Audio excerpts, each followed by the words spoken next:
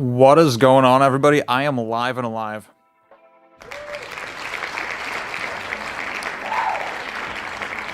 Wolf's Den, hello. Dragon, hello. What's going on, y'all? Oops, I forgot to do something. There you go.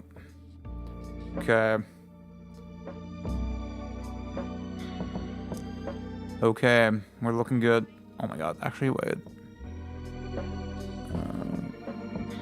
Can I just move this ever so slightly? That would be flippin' awesome. Evan, what's going on, man?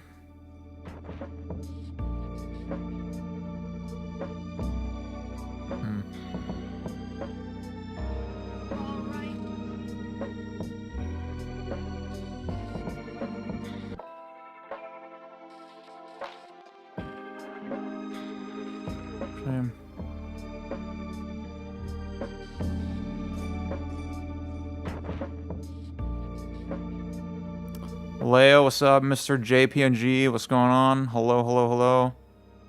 Yes, sir. Yes, sir. I'm wondering if I should make my camera, if I should give myself a little less headroom.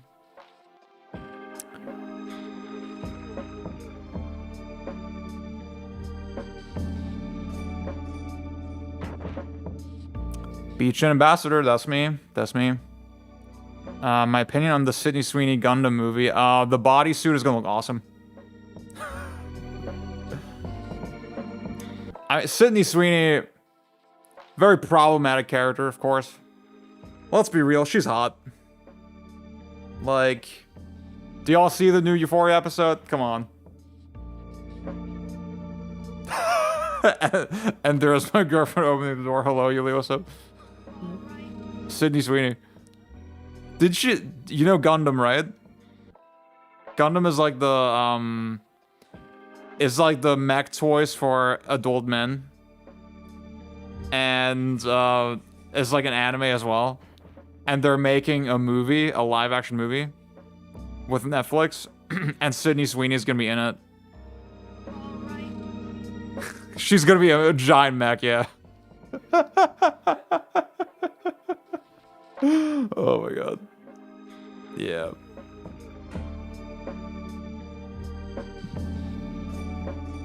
So that's my thoughts on that. I made a big change to my setup in that I'm gonna... I think I want this a little closer. I'm gonna run everything through the capture card from now on. I was really struggling with like desktop capture and all that shit. It was giving me just so much heartache, but I think I figured it out.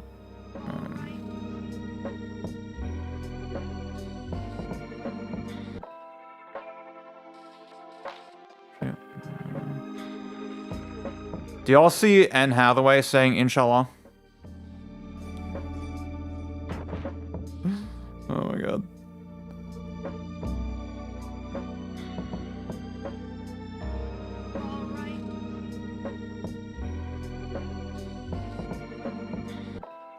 Elmo said Inshallah. No way.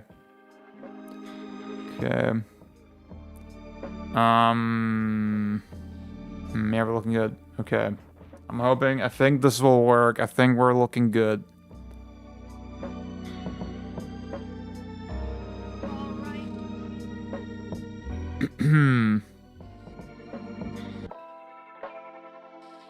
Okay.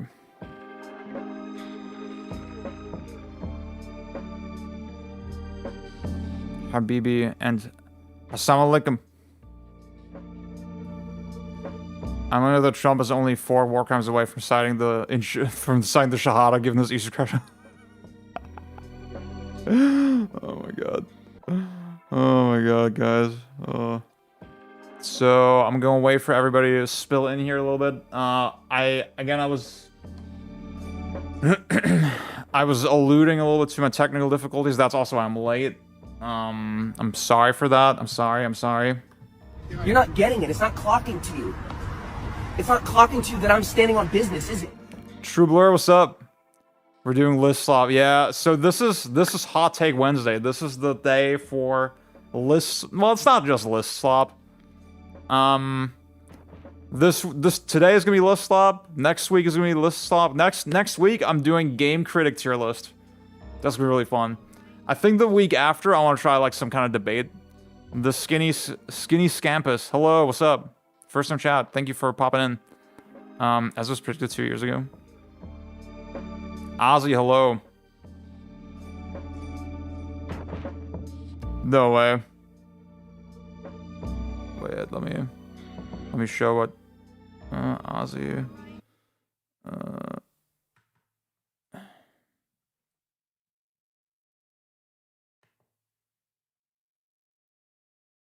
May Allah awaken the people and help them to see the evil doings of Israel and the United States. What? What the hell? That's fire. That's so fire, dude.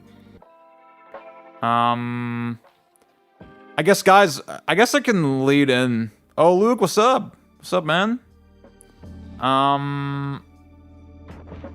Slightly Cloud, what's up? What's going on? Okay. This is the Ziad Discord. The Ziad Bro Discord. Discord.ziadbro.com. And, ooh. Anytime you... Oh my god. Evan, that's vile. Ash Viper, hello. Double Dragon analysis. I don't know if Double Dragon got the stocks. I'm not gonna lie with you. Are we missing out? I saw you played out Double Dragon Wolf. Does it have sauce? Is there sauce to be extracted? What I was gonna say, yeah, this is Hot Take Wednesday. This is the Discord forum for that. Dude, is it Thursday or is it Wednesday, bro? Oscar. Look at the calendar. So you pop into this forum here, and then you can suggest topics for Hot Take Wednesday, and then we'll talk about those. So could be list swap, could be a debate topic. I might invite people on for today, right? For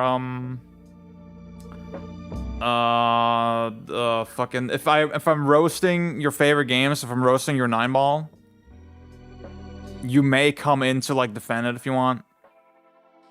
I want to hear about how you see as crowd control in light of what you were saying for Final Fight. See, I'm a Final Fight fraud as well. I like Final Fight, but I'm not like great at it yet. I need to play way more. Let me get a glass of water. See, we will do the roasting. We will do this. So this is your chance, right? Like, pop into the forum if you haven't yet. Post your favorite games. Post like a little. Yeah, this is a 5x5. Post a little 9-ball, preferably a 9-ball. It's like a little more graspable. But you can do a 5x5 if you really want to. I think you'll get a couple. 9-ball is a 3x3 because it's 9 games. I picked that up from Trixie the Golden Witch. She always used to call it a 9-ball. Yeah. I like a 3x3. Obviously, the thumbnail for this stream was a 9-ball. This is mine. This is mine. We'll do mine. We will rate mine last. We will rate my favorite games last. I think that's a funny idea, actually. Okay.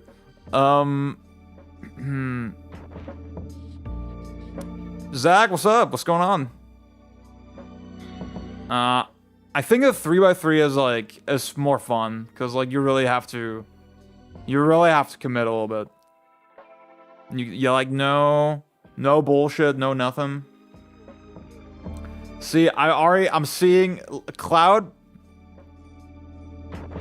You're gonna have some problems. You're gonna have some problems with this one.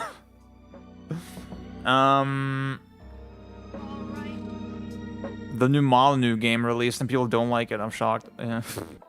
Okay.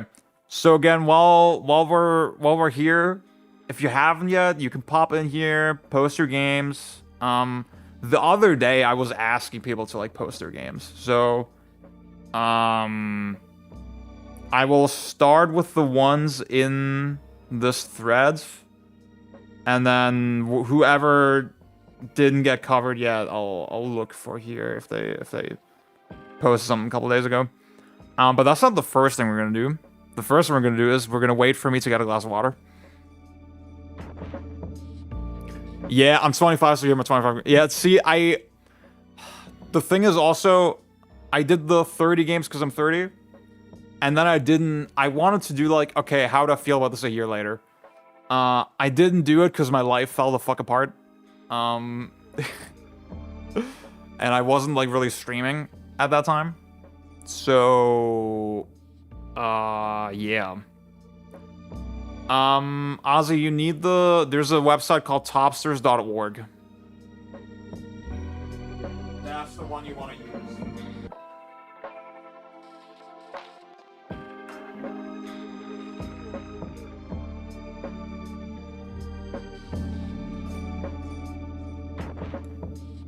Nicole, what's up?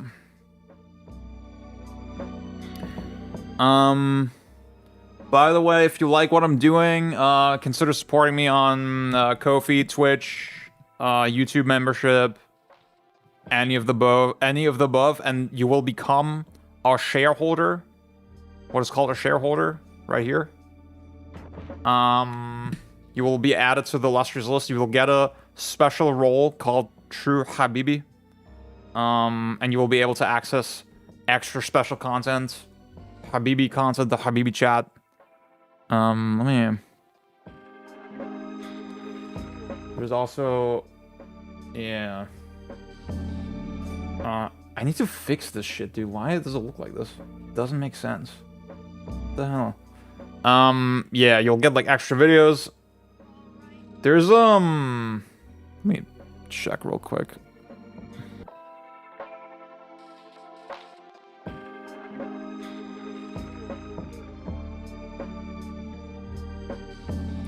Yeah, there's like a couple more backlog battles I'm sitting on right now. I need to upload them. I'll do it tomorrow.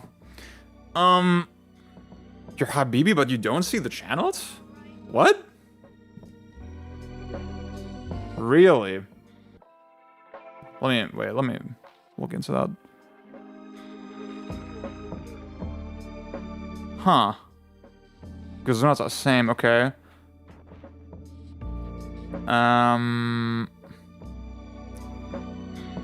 Oh, I'm an idiot. I'm an idiot. Wait, I'm an idiot. It's my fault. It's my fault. It's my fault. I'm gonna fix it right now. Guys, I'm fixing it as we speak. Oh my god, that's embarrassing. Thank you for, oh my god, thank you for notifying me about this. Wait, so... There you go. Oh, I'm so fucking stupid. I'm so sorry. Yeah, this is my fault. Okay. Let's see. Habibi chat.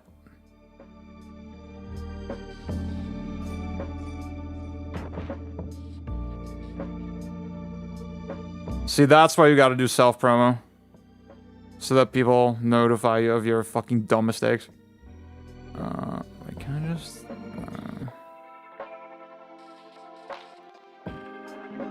Okay.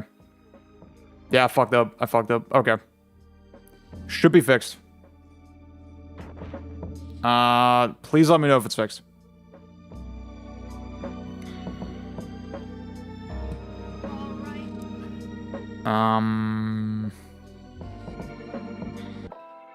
Yeah, man. Okay.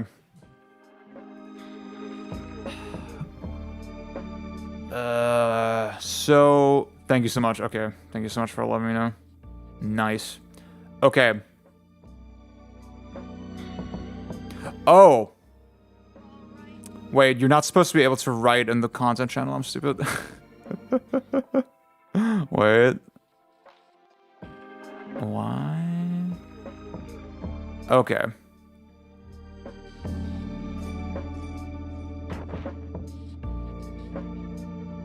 Okay.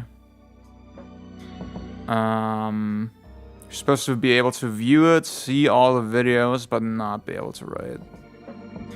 Okay, got it. Yes. Thank you for deleting that, Defritos. Okay, cool. So, what I'll lead in with... Oops, oh god. I just showed you the secret bonus content you can, like... You know what? If you're on the stream... if you just wrote down the one URL for the exclusive video that you're not supposed to be able to see, you can have it. It's fine. I'm not gonna delete the VOD. Okay.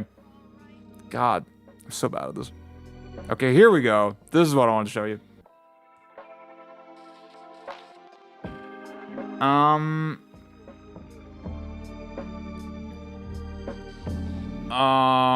Boghog, indie game developer legend.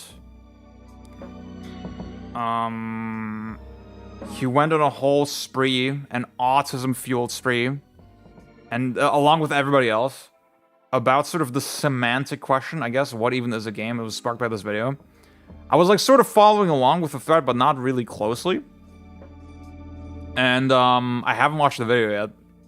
So I figured, you know what? Let's do that. Let's start with that today. Yeah. That is that. Okay, let's see. Oh, it's not even that long. Okay, that's cool. Nice.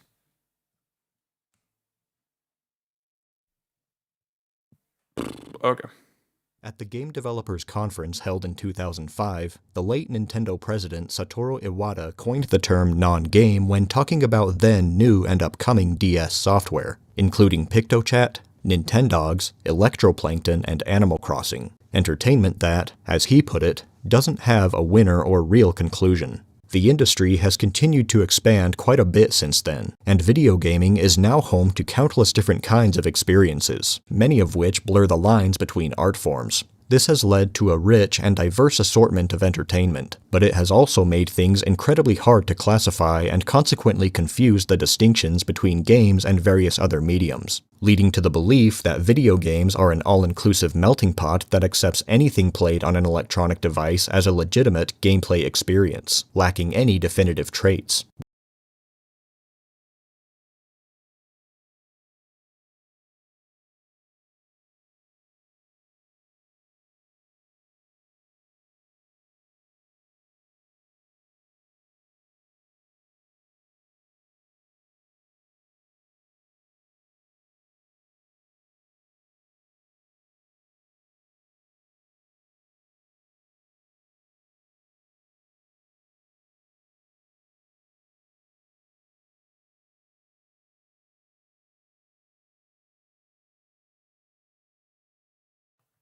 I was muted, thank you. Oh my god. This is not my day. This is not my fucking day. Thank you guys for notifying me. Okay. So my good friend Vaughn, see what was just said here? You're like, yeah, okay, any type of electronic software could be considered a game. It's not exact, that was not the quote, but you remember the quote it was. The belief that video games are an all-inclusive melting pot that accepts anything played on an electronic device as a... And it made me remember this tweet. Shit, it go in the PlayStation sound like a game to me. Oh my god. Okay, let's go back to the video. Legitimate gameplay experience, lacking any definitive traits, when in reality, a lot of the things that are broadly referred to as games have little or nothing to do with the medium in literal terms. Put simply, not all... Well, let me investigate the sentence more closely. Wait. Accepts anything played on an electronic device as a legitimate gameplay experience, lacking any definitive traits, when in reality, a lot of the things that are lacking any definitive traits. So they're all the one trait that they have is that they're on the PlayStation, but beyond that they don't have necessarily a definitive trait that makes them a game, right? That's what this person's saying.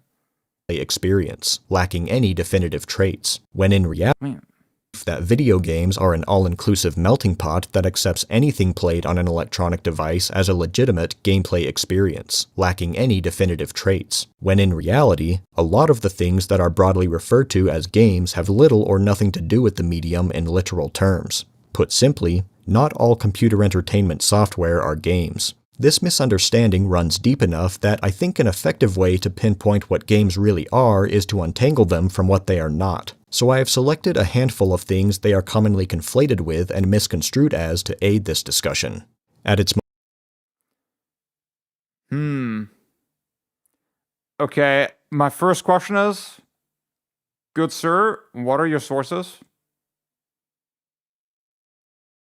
I have a fear that like he's just gonna make a bunch of sort of categorizations that he came up with that are not really based on sort of prior reading. And that's immediately like, I don't know. most basic definition, a game is and misconstrued as to aid this discussion.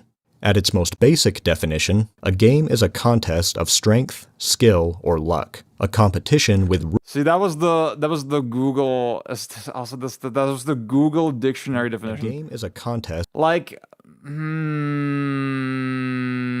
don't know, dude. Like you do maybe like 5% more research.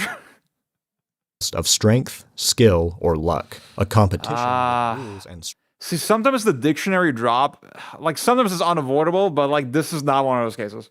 This is not one of those cases.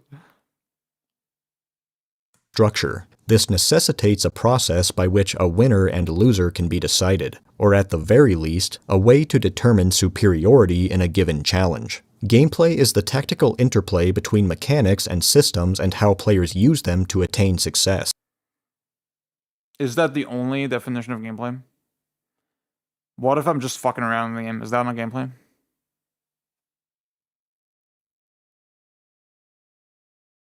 At least it's, yeah, Ozzy, at least it was pre-AI.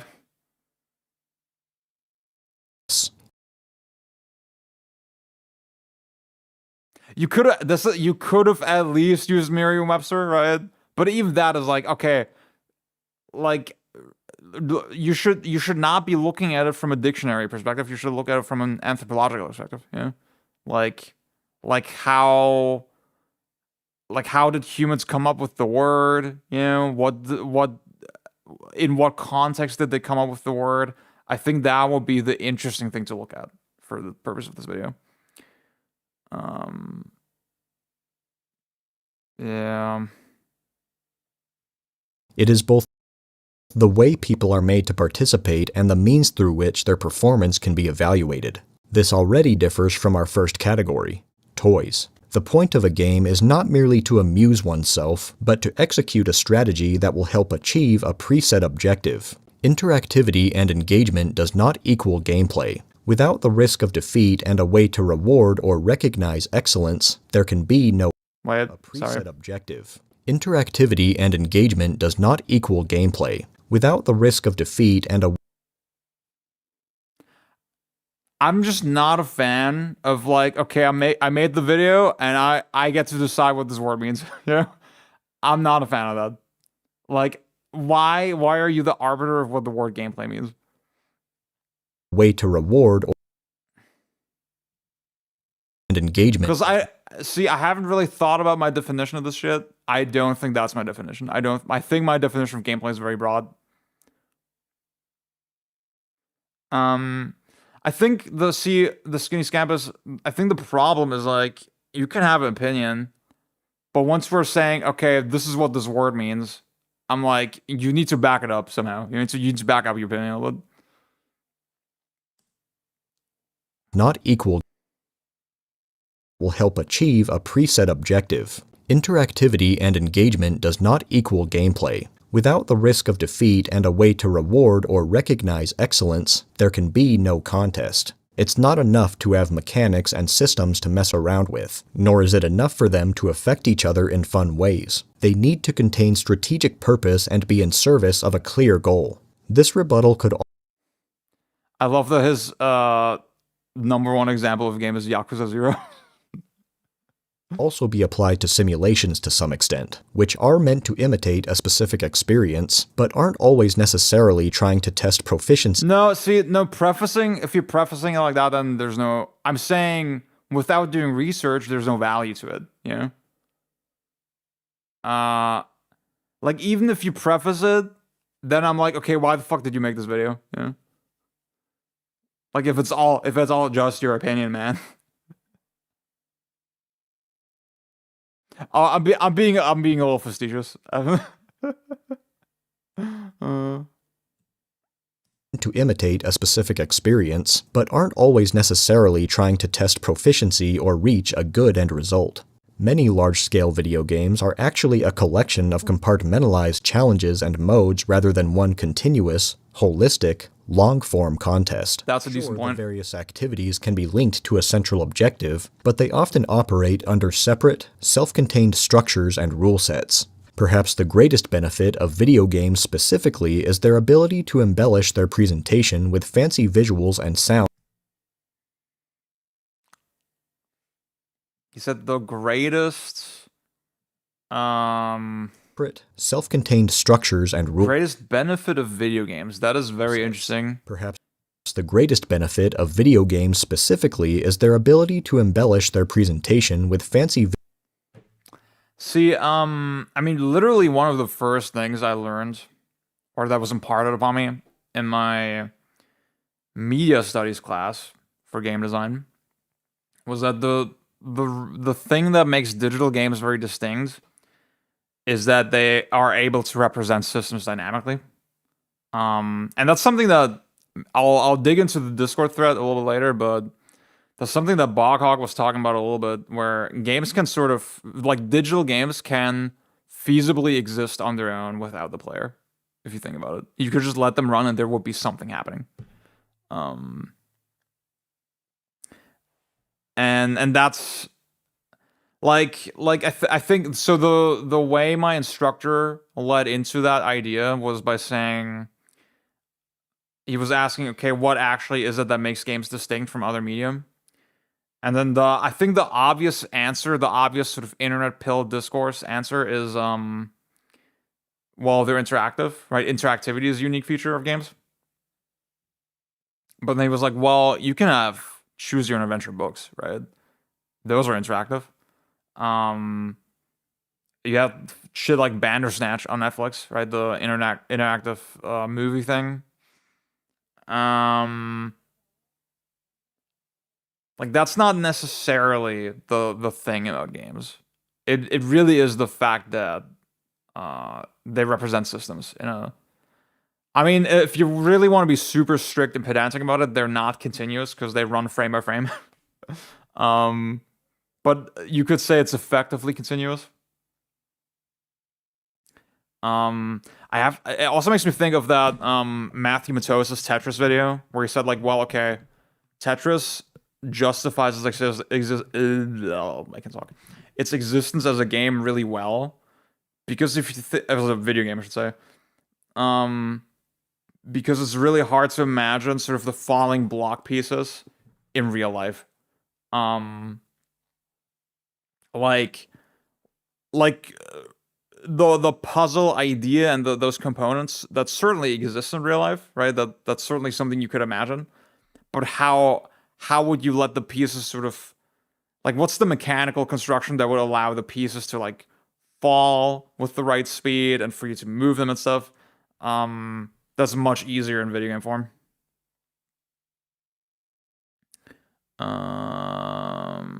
Let's see.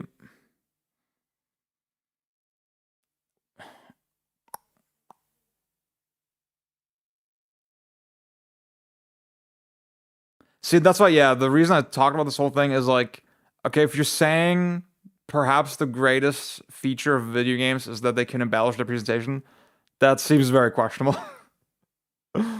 Given all of what we just said.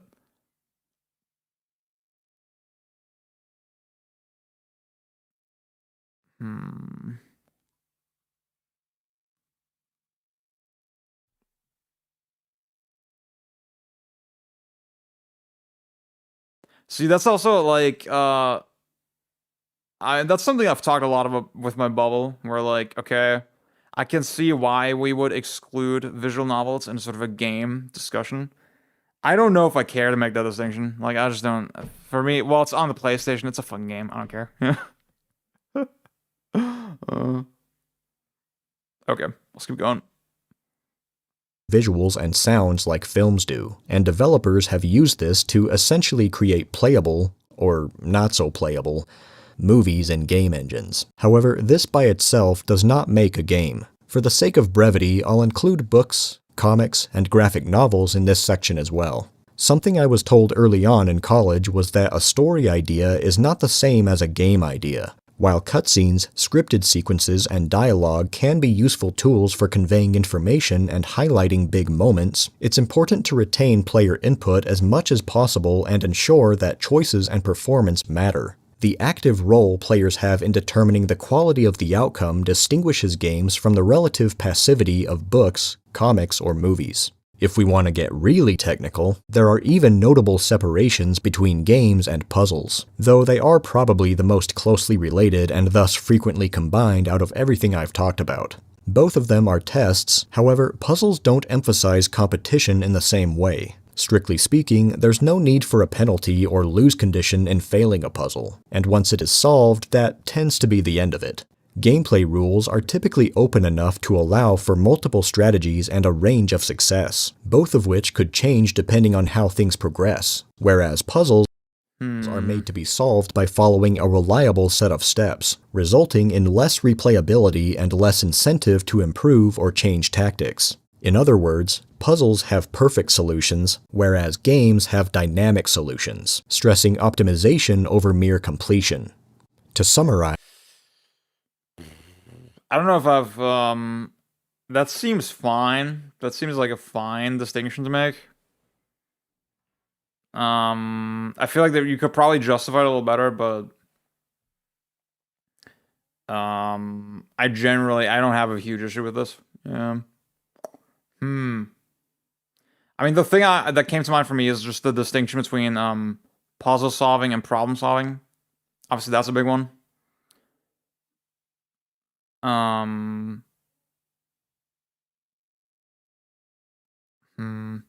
Like, well, see, I guess maybe that's leading me to what I was trying to say. I think the better way to articulate this point is that,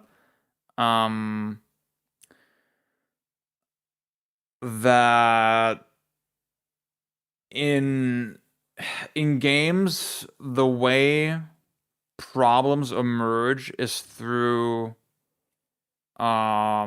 system behavior and system interaction, right? Like if an enemy in Breath of the Wild, they pick up a weapon that's on fire and then they set the grass around on fire, that's a problem I'm solving, or I have to solve, and it emerged because the systems kind of interacted. And I guess you could argue, like, even if the designers scripted it in a way where those system parts appeared in that way, that's still, you know, the reason the problem appeared is like, or the reason it became a problem is because the elements have these interactive properties with each other, right? And I guess with a puzzle, like with Braid, you could kind of say the same thing. You could say, well, we put the key here, and the keys just open doors, and then we put an enemy here and enemies down here. Those are system interactions. I guess the question is, what exactly is the difference? Is it the rigidity of the interaction? Because, like, I guess Breath of the Wild is also, it is a game that sort of has puzzles, but then because the puzzle elements interact with each other so fluidly, you can break the puzzles like pretty easily, you know? And the question is, what exactly is the difference there? I don't know if the design, I feel like the difference he's talking about is sort of fake. That's sort of my instinct right now. I don't know if that's actually a real difference, you know? I think the difference is really in the level of interactivity of the world, or the level of interactivity between the individual elements.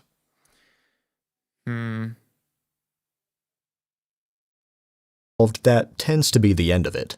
Gameplay rules are typically open enough to allow for multiple strategies and a range of success, both of which could change depending on how things progress, whereas puzzles are made to be solved by following a reliable set of steps, resulting in less replayability and less incentive to improve or change tactics. In other words, puzzles have perfect solutions, whereas games have dynamic solutions, stressing optimization over mere completion. To summarize, games are organized. See, even then, it's like you could imagine the most optimal solution for a problem. You could imagine, well, in a Mario Brothers speedrun, you could imagine the optimal sequence of buttons, you know? And,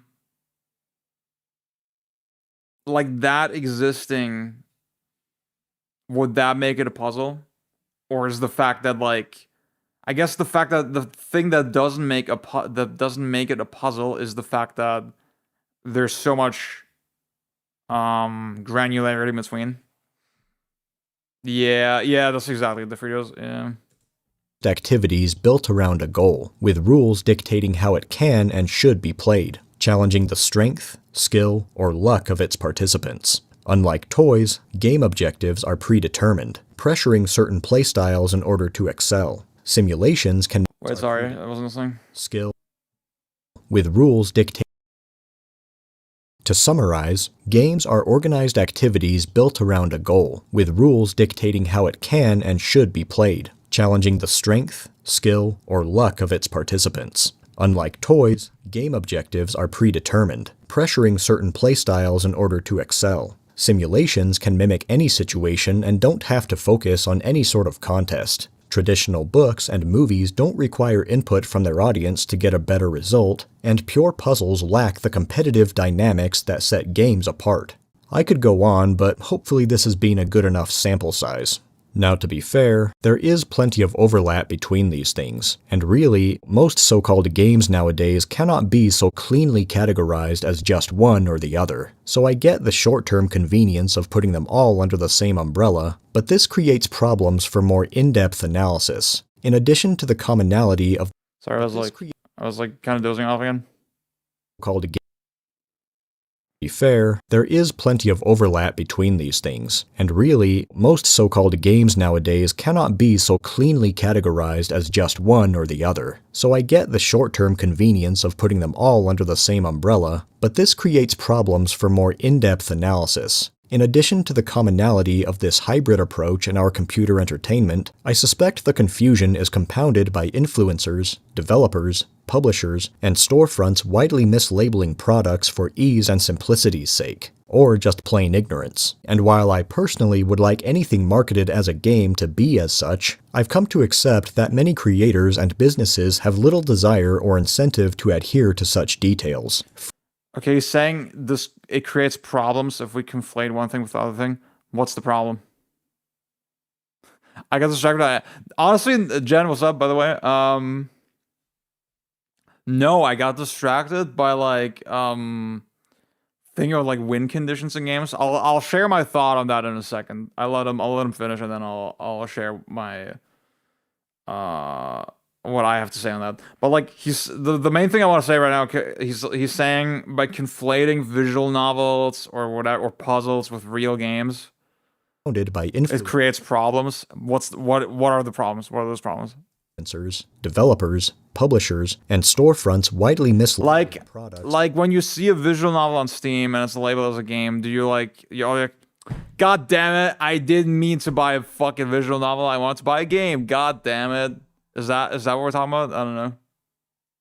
For ease and simplicity's sake, or just plain ignorance. And while I personally would like anything marketed as a game to be as such, I've come to accept that many creators and businesses have little desire or incentive to adhere to such details, freely integrating characteristics of other mediums or really whatever they want so as to achieve their vision. That's certainly their prerogative, one that I respect in the interest of artistic expression. After all, pushing the boundaries of what gaming can be is important to keeping it innovative and alive. Returning to that GDC talk by Iwata, he doesn't attack or downplay the value of software that could be classified as non-games, nor is that my intention with this video. In fact, part of Iwata's speech was to promote these types of experiences in order to reach new audiences who don't normally like games, which I'm completely okay with. I love and endorse video games of all kinds, including those that hardly qualify. Within reason, I think artists should have as much freedom as possible to create whatever they feel inspired to. However, I also believe in calling things what they are. Classifications often exist for good reason, redefining things to suit What is the reason? What is the good reason? Name one good reason. Name a reason why the classifications are so important. personal likings, beliefs, or values does not lead to greater understanding. To contend that games lack a specific identity does a disservice to the craftsmanship behind their unique composition. That's the thing. I don't see maybe I'm an idiot, but like he's glossing over why this is a big deal and sort of treating it like it should be self-explanatory. For me, it's not. I don't know why it's a big deal. I don't get it. Please explain. And gives up any hope of accurate assessment or analysis of their design. We've seen incredible heights of artistic achievement from those who embrace and dedicate themselves to a chosen medium. So to reject the fundamentals of respective art forms is to devalue the individuality and I don't know. That seems really...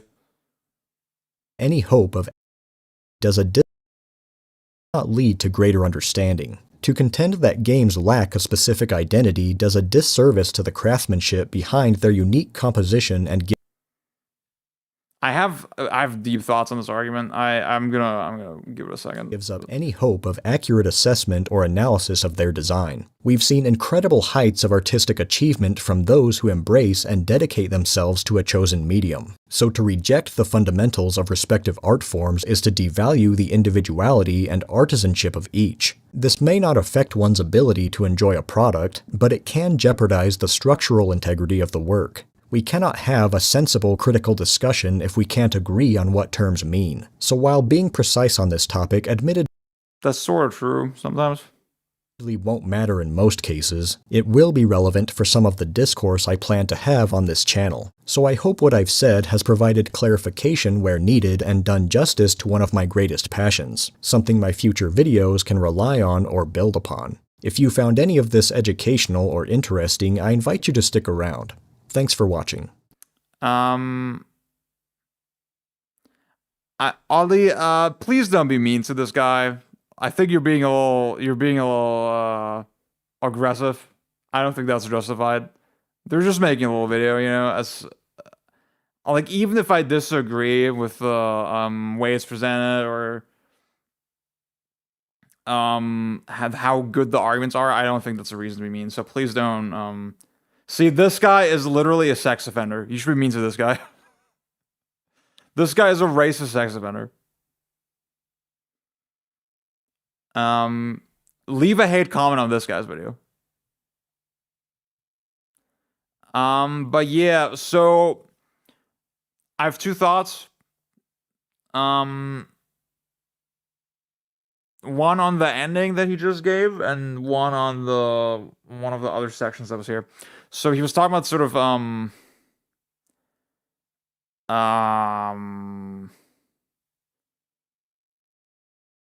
Organized activities built games are organized activities around a goal, and you can achieve the goal, right?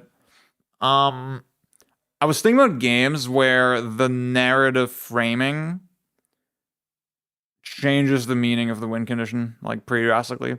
I think a good example is Far Cry 3, where if you haven't played it,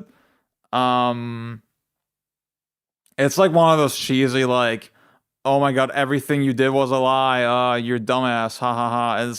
It's sort of a fake win condition, right? It's basically teaching you, yeah, the whole... I got maybe a better example is like something like Spec Ops The Line, right? Spec Ops The Line, where it's a traditional game with like conflict, and you prove yourself in the conflict and you reach the ending, but then the ending is like deeply, deeply negative, and it's basically telling you, yeah, you shouldn't have participated in the game. And I'm like, okay, is that enough to make it not a game? How does that interact with the rest of what happened in the game? Like, how are those two things related? I feel like I feel like once you say um that the purpose of a game is to like be um to allow you to reach the most positive outcome possible, I think that idea very quickly falls apart, you know? And there's like, I mean, there's a reason why narrative kind of, I mean, even if you look at primordial games, right? Not primordial, but uh if you look at a lot of classic games, like you could think of Monopoly, right, as a board game. What the fuck is the prisoners and cops game? Um, Cops vs. Robbers? No. Uh, in German it was called. Wait, it has a French name. Gendarme.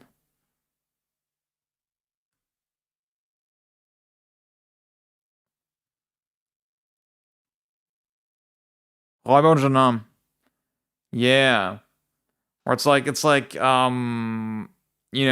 basically cops and robbers, right? And it's a playground game. Like one group would go hide and run away, and then the other group would like try to chase them. And clearly, this is an example of a traditional game that has a framing device to do something, right? To make the game somehow more interesting or easily explainable.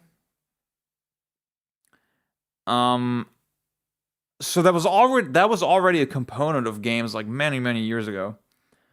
And what a game like Spec Ops, for example, is doing is not really too far off from that. If you think it's just like extending that thought more and more and more, right? And doing something with that artistically.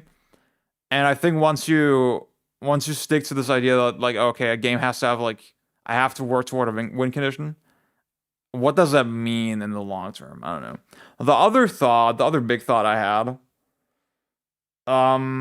he was saying that uh lumping all these things together does a disservice to the craftsmanship behind like the individual things like toys, puzzles, games. Um, I mean, to some extent, that is something I can sort of relate to. Cause like I always get on my spiel like you know the way we analyze video games. Hmm. Well, you could almost say like you could imagine a world where we're talking about God of War or something the way we're talking about basketball. Yeah. Where we're analyzing it like a sport, right? But clearly, that's largely not how we talk about games.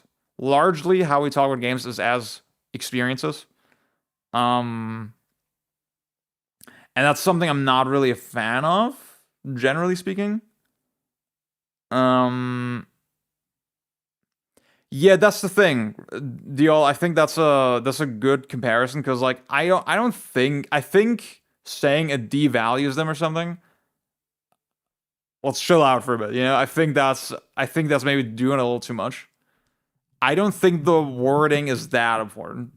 Um, I do think in games discourse, we kind of do forget the gaminess. We kind of do forget what the fucking game actually is a little bit. Because like, I mean, when you read sort of game design literature, a lot of it is like very classic. A lot of it is okay. What are goals? What are rules? What are objectives? Um, and it seems so far removed from like the diversity that you see in the medium now. Um, I feel like the way we review games as if they were movies, and that is something I'm not really a fan of, right? And I feel like when I think about interesting thematic games, like I mean, think about the Kojima Productions rebrands where they have the character literally called Ludens. They have like a lot of the sort of lore shit in Death Stranding is like it talks about Homo Ludens, and just the nature of playing man. Like clearly they were thinking about it on the super foundational level. And I think about a game like Shadow of the Colossus as well. I feel like I feel like that is a game that like very fundamentally exists to like to talk about games in a way, you know? Um and I think that's cool. And I think the other shit should exist. But I think thinking about the stuff, thinking about games in terms of like objectives, rules, goals, blah blah blah, that still has so much value. And I feel like so much mainstream games coverage is like people who've never read a book on any of this shit. That sounds really mean. I'm sorry, but it's kind of true. Um, and they take all that really for granted, right? We're taking just like I think to the average person, to the idea that like, oh my god, you like basketball, you hit the fucking goal and that's a game ball. Like I think that idea for a lot of people is just really boring when it shouldn't be boring. Um, yeah, I'm gonna catch up with the chat. Let me. Uh,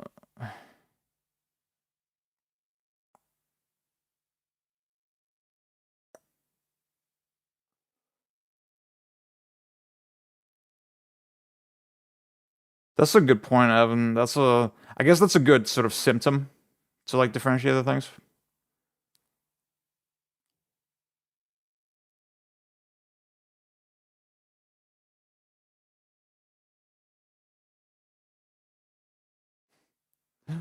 It's okay. My brain also turns off when I see Doki Doki Literature Club. See, this is another thing. The adventure game shit. I feel like visual novels, they do sort of exist in the language of video games. I don't really have a super concrete argument for that, but something about them is like more game-like than novel-like, weirdly enough. I don't know if that makes sense, but I mean, you could even say, well, just the fact that it's like a bunch of authors that have to put their novels on PlayStation or Nintendo DS, and wouldn't be able to publish anything in like an actual bookstore. That changes the dynamic a lot. Uh,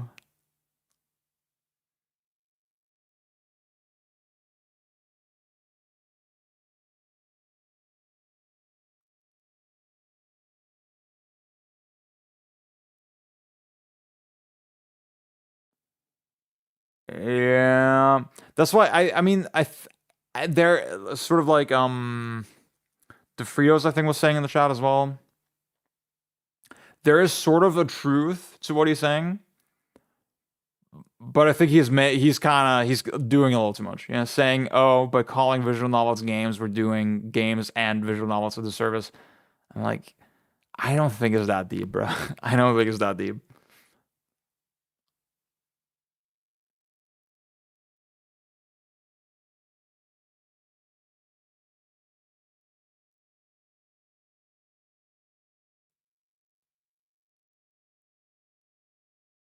Hmm. Language dictates thought and understanding of terminology. Oh, sorry, an understanding of terminology shines a light on people's understanding of it. Okay. I think that's fair. Uh,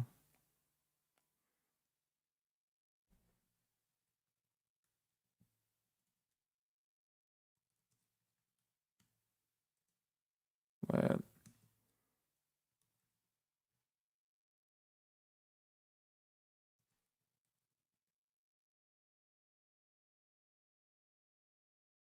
Shit, I can't find it. There was a legendary relax tweet, like racist tweet about KFC. Oh my god.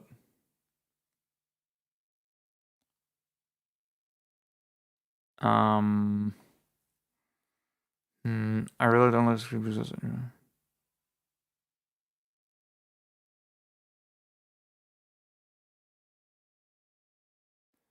Kill gameplay guy. Who's that? Can you link it?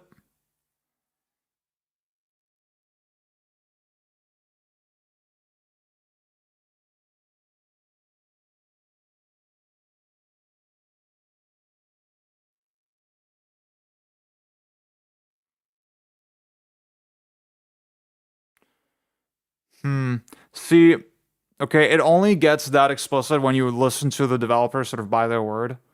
Where like, in interviews they've said like, yeah, just don't play the game. If you want to do the right thing. And obviously you shouldn't privilege stuff outside of the text, right? You should privilege the text itself. But it is sort of, it is, I mean, it's an interpretation. It's an interpretation. I don't remember the exact framing or wording that they use. Obama. I once saw Spec Ops: The Line described as an Obama game.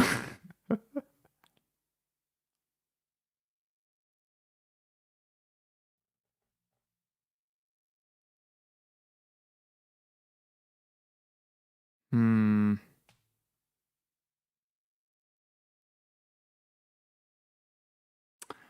DeFritos, that is fair. That is a very fair point. I see. It's also rich of me to say all this shit because I'm not a fucking sports guy at all. So, but I guess like I mean I follow Melee like a decent amount, and Smash Melee, and it is the drama of the game intertwined with the game itself, right? I was just watching the AMSA documentary by Awesome Sauce again today with my girlfriend. It was super awesome. She was like rooting for him so much. And it was both, okay, this is how the game works, and this is why, and like the way the game works makes the real world shit like really interesting. Yeah. So, and I think you can do that with Melee because it's actually a good game. And like nobody wants to make actually good games that like reach that kind of level. Yeah. Yeah.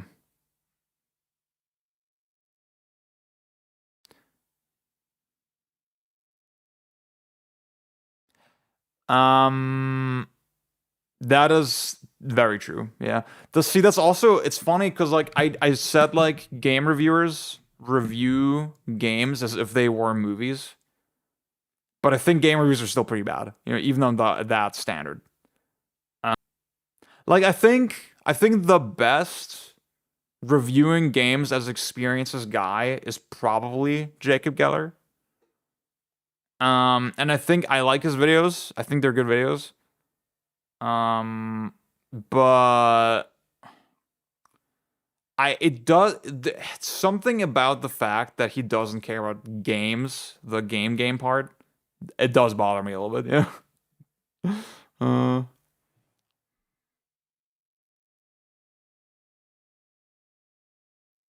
Hmm.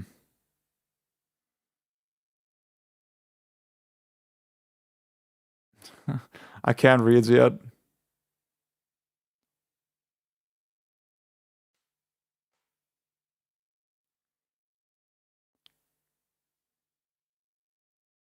Ziggy, what's going on, man? I think I've had a lot of weirder and cooler game design discussion when setting up house rules for German bridge poker with friends that have zero interest in game design. So that's funny. See, there's a really great word in German that I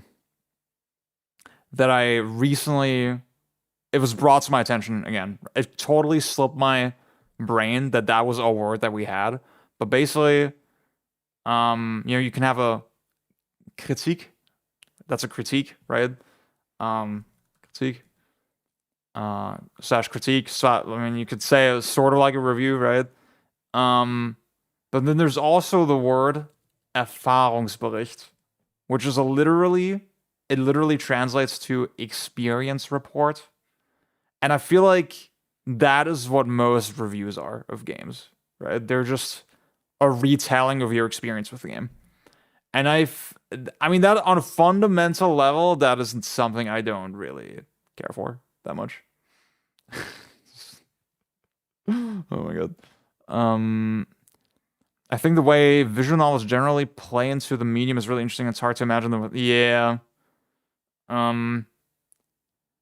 See, that's the thing. Like, I think if we're saying visual novels are just novels, but with some extra music and sound and visuals, then I feel like that's doing that a disservice. Yeah, I feel like that would be saying that would be low key disrespectful to the visual novels because I feel like they do at least like in an anthropological sense, right? You can make the argument that like they always are sort of aware that they exist in the structure of games.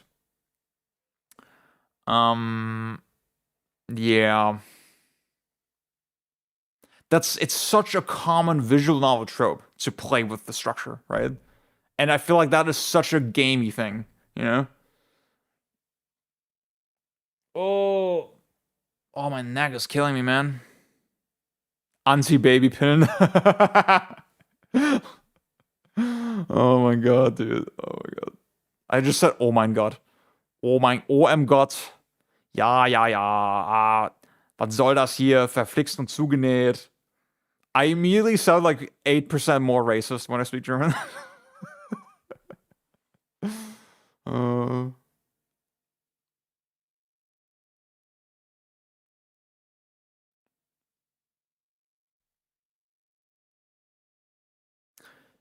um, well, I think the discussion, I mean, this video sparked the discussion we're having right now, and I think the discussion we're having right now is interesting. Um, I don't think, I don't think we necessarily need to reach a clear-cut answer. I don't subscribe to that. Oh shit, Vaughn, what's up? It's a kind of hideous language. Is honestly, yes. It is a hideous language. We are still fundamentally a Hitlerian nation. uh, my biggest debuff is that I don't speak Arabic, dude. Oh my god, I'm so fucking tired about that. I wanna, dude. Uh, I watched the Kneecap movie like last year, I think, and obviously the whole crux of the film is that they just refuse to speak English. They just keep speaking Irish all the time. And God, I wish I could do that, you know? I wish I could just do that with Arabic. Um Tetris or a Mona Lisa, but if you're evaluating that game using a misaligned framework of graphics story, yeah, yeah. I totally feel that. Um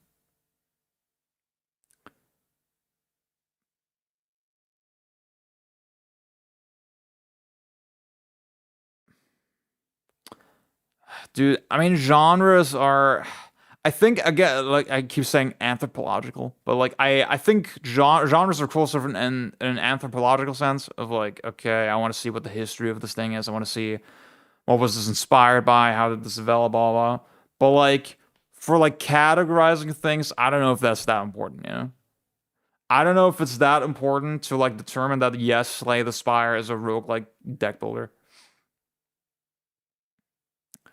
Um See, I want to say, actually, I don't. I think you look at Tetris, right? And it is the hip thing to say that Tetris is a perfect game. The elegance of Tetris, blah, blah, blah. And this is like super mean and anecdotal, right? But I just feel like that when you bust out that type of rhetoric, you don't actually give a fuck. You know, with Tetris, probably not. Oh shit, Vaughn, you know what? You were not here when this happened, but there was like a line in this video we reacted to just now, and it made me think of one of your legendary tweets. This one. It go in the PlayStation sound like a game to me.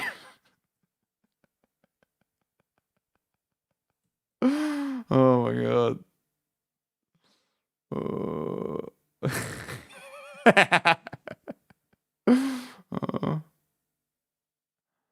Okay, I'm almost caught up with chat. Um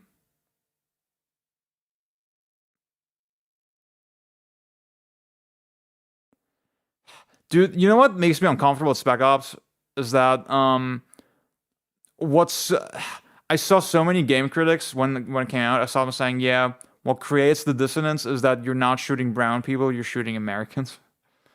And I'm like, you needed a video game to explain to you that like that brown people are human. You know, I'm like, oh, okay. It's a little, yeah, dude. 2010 was a different time.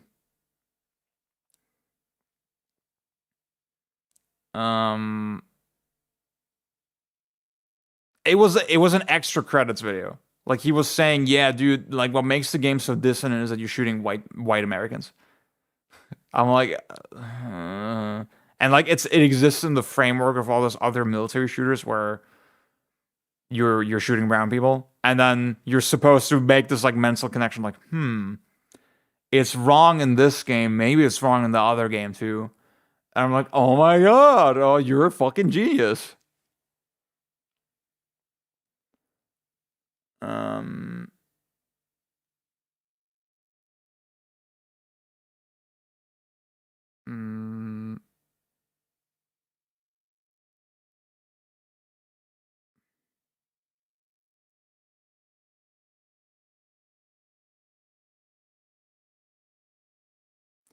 What the fuck is an Obama game? Thanks, Obama.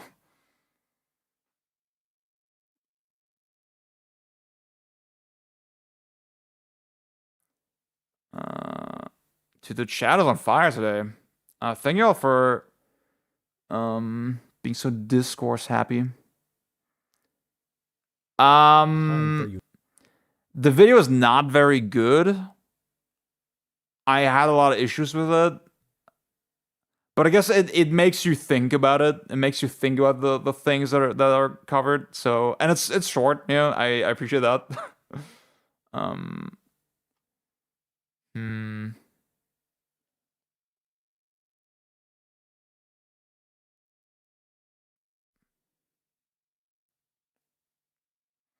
True Blur, have you played TGM? Have you seen the brilliance of TGM? Guys, okay, wait. Y'all want to know a video that's worth fucking watching? I just finished this one. Tetris Grandmaster 5-hour documentary. Tap the fuck in. Tap in, brother. It's hard. It's a hard game, man. What's my best run? Wait, what's my best TGM run? Tap in the absolute plus.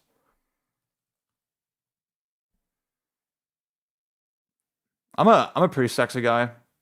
Let's be fucking real. Oh wait, there it is. Dude, that's 520. That's not even that good. That's so bad. Oh my god. Okay.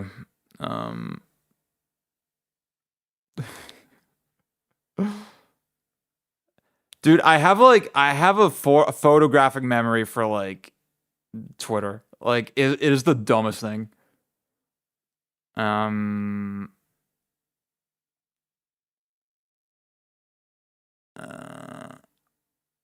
Okay. Am I caught up with the chat? I think. Yeah, okay. The Yunar Comic. Yeah, dude, that was peak Ziad arc. Okay. Oh. Guys.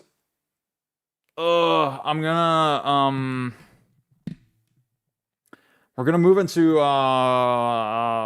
second part of the stream. Yeah, we're doing it right now. We're getting to the favorite game roast. Let me turn on the music. Yeah, yes sir. Okay. So let's see. Boom.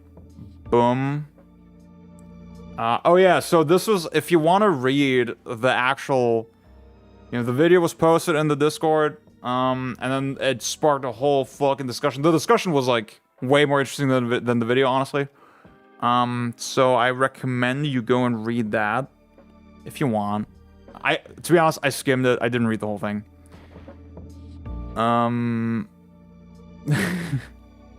Dude, Ziggy, I need to start my Sega Rally arc. This is wild. Oh my god, dude, this was long. This was fucking long. Okay, so we're gonna start with this list over here. Look at Matt here, you fucking asshole. Okay. Yeah, again, you can still get in now if you want. Enter the Discord, discord.ziadbrud.com. If you haven't yet, go to the thread and then post your favorite games, and I'll roast you. And you can come into you can come on the stream if you want. Wait, let me. I'm gonna. Waiting room. There you go. Okay. So if you want to defend your favorite games, you can like enter here, and then I'll pull you into the chat. Pull you into the stream. Didn't GK copyright this video? This type of video. GK can suck my fucking dick.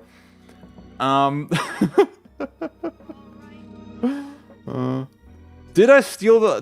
Did I do the format first, or did he do it first? Marquez is the resident bouncer. I'll check your desert time, dude. I mean, Marquez was like coaching me a little bit in Daytona. Dude, Daytona is so memo heavy, bro. It was wild. How do I rename this bitch?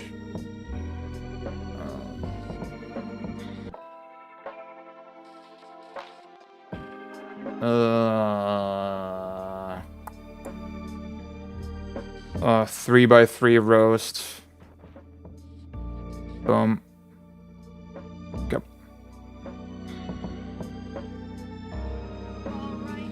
He did it first. God damn it. Okay, I'll get some water.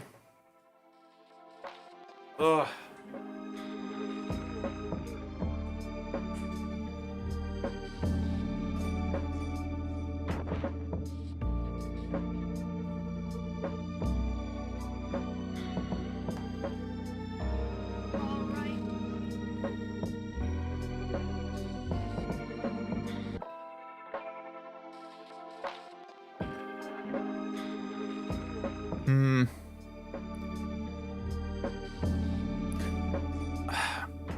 Okay. I wonder if this will be a hit on YouTube. Maybe I should record it as well. Okay, fuck it. Let's do it. Okay, I will now roast your 3x3s or 5x5s or 10x10s, whatever. Maybe if you like a lot of games, you know, it could be a 10x10. Yeah, y'all posted them into this thread. There's a couple more somewhere else in the Discord. Knubbit, what's going on, man? Hell yeah, dude. See, you can still get in, dude. You can still post your 3x3. I'm about to start the roast. I was thinking I'll do a point system. I love points.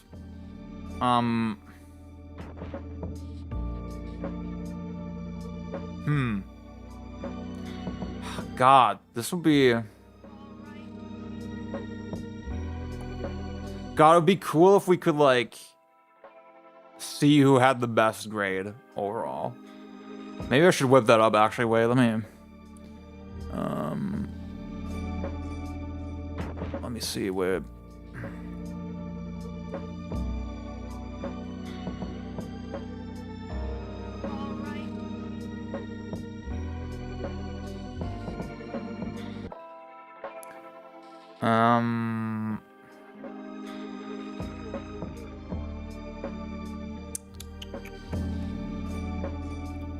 Three by three roast, 2026 edition.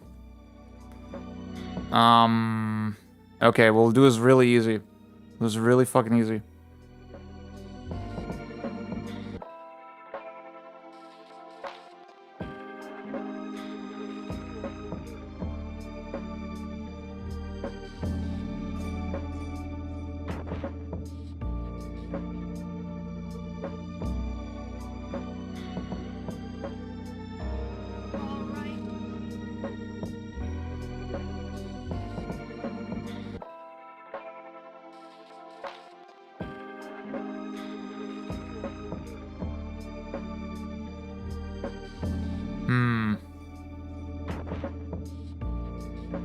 list slop. Okay, sorry for the white glow, but I will track all the shit here. I will. What if I put the 3x3s on a tier list? That's so stupid. No, I'm not gonna do that. Yeah, I'm sorry. What I'll do is I'll give you points. I'll write down the points.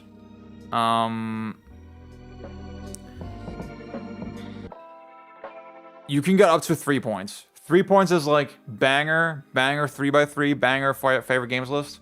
2 points is like pretty solid. 1 point is like, work on it a little bit. Try again next year. And then we'll see who really made it in there, you know? Put the 3x3s. Okay. Urdwar, also known as Shooting Dio, I believe. So I'm liking the 3D world. That's kind of a I think that's a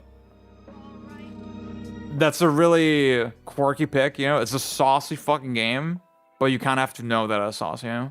It's not a it's not like an obvious fucking pick. I'm liking the Nemesis. I'm liking the Streets of Rage 4. I personally was not that into Pizza Tower. I thought Pizza Tower was cool. It was neat, but was a little too memo heavy for me. But I know it's a sweaty, saucy game. I respect it. I like the Splatoon 3. I like the Warrior Land 3. Silver Case. Wait, it's not even the original. It's the fucking mobile sequel, right? Damn. Okay, that's weird. Huh. I mean, I played a little bit of Silver Case and I thought, god damn, this shit is slow. Yakuza. Honestly, we're in the Yakuza fucking century of humiliation. Is a little dangerous. Oh shit, wait, am I still live on YouTube? Wait a second. Oh god. Give me 1 second.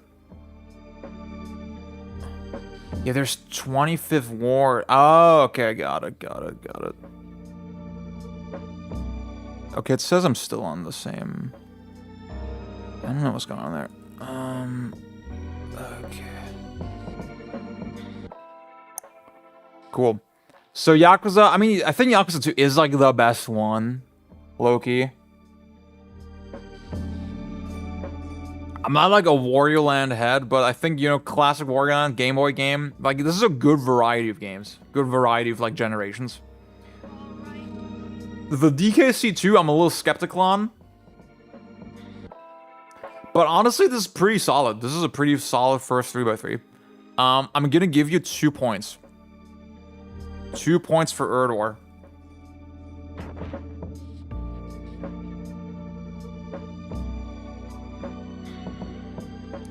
This is not in chat, so I'm not gonna spend too much time on you. But I love this. Love you, man. You're the GOAT. This is a okay. See, I think if you submitted 5x5, I know I said you can. I know you said. God damn it.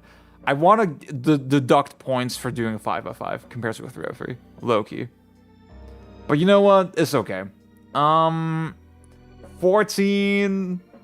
Fata Morgana. What is... Oh, DJ Max. Cool. Got it. Like, 14 and Fata Morgana, that's definitely... Why did I say Fata Morgana? Fata Morgana. It's kind of a debuff.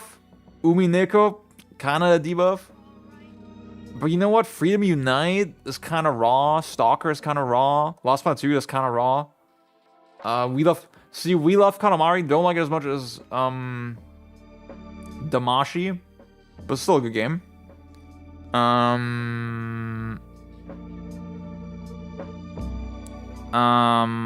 I think this warrants a 2 out of 3. I'll give you 2 points this. Okay. Nandus.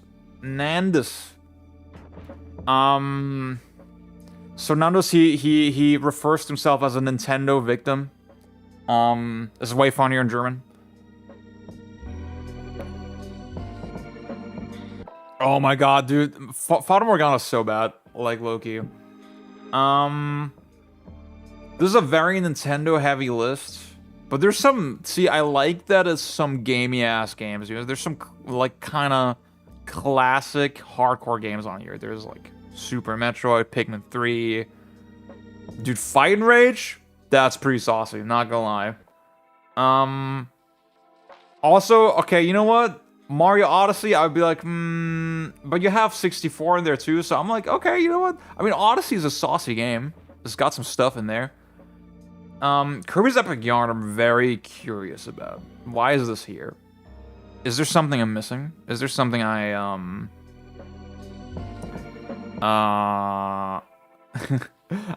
there something I don't know? Am I not familiar with this game?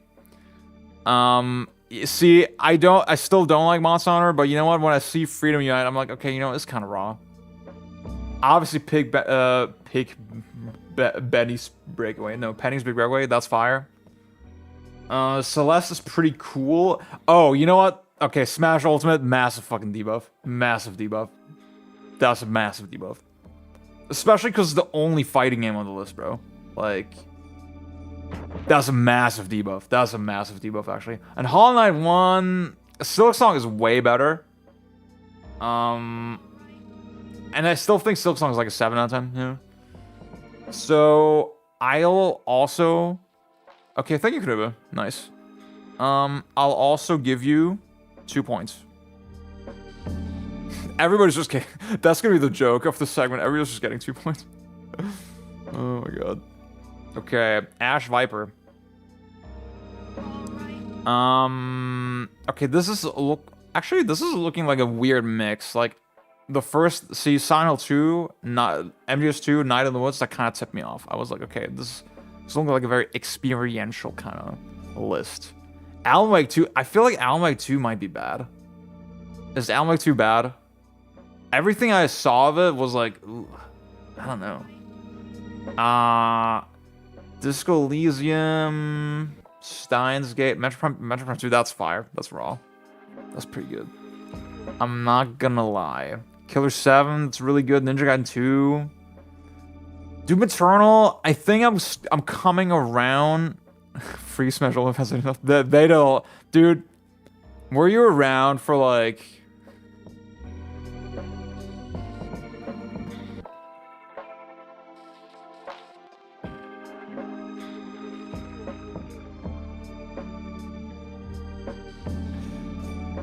Say again, they did nothing wrong, okay, man?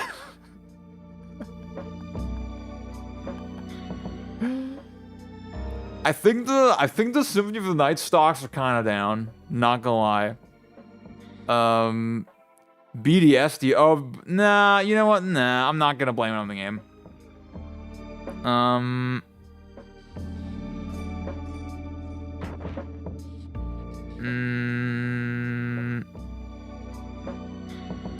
Oh, Vaughn, I would love to talk to you about Alan Wake 2. You know what? Maybe I should play it. It just looked like, gameplay-wise, it looked so fucking boring. I think Remedy, Loki, they don't make good games.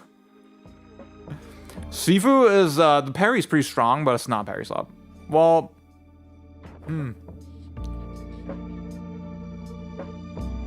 You can cancel into perfect parry, and you can cancel into your dodge at all times. So... they're pretty powerful. The defensive options are pretty powerful. But it's also a game that's, it lets you be very aggressive. So, I like it. It's a good game. GU kind of fire pick. Again, I still don't like Monster Hunter, but like, I just see stuff like GU or Freedom Unite. I'm like, okay, you're kind of nasty with that. Yeah. So, Resident Evil 1, dude, Resident Evil Remake. I made a little video about it, you know. I think it's a little overrated. I think this is a pretty good list. This is a pretty good favorites list. I'll give you the 2 points too.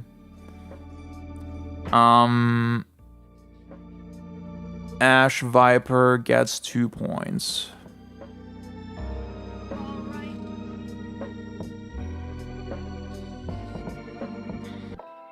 Colin Moriarty game. That's crazy. Okay, 3x3 finally, thank you. Okay. Hooplehead. You're kinda nasty with it.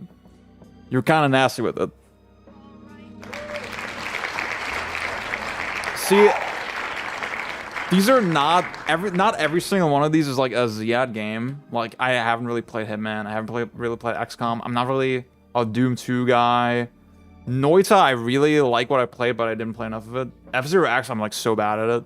I played a decent amount though. Nothing you do matters. There are these investigative elements that are actually not solving anything to solve elements all ourselves. None of it's just too obvious. They're trying to live up to the... Yeah, that was my impression of it. I just saw the dance thing reposted like 800 times. I was like, okay, dude.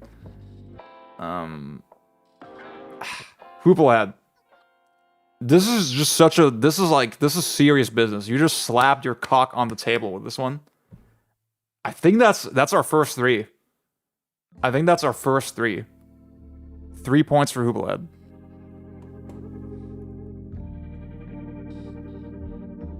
I just massively like the...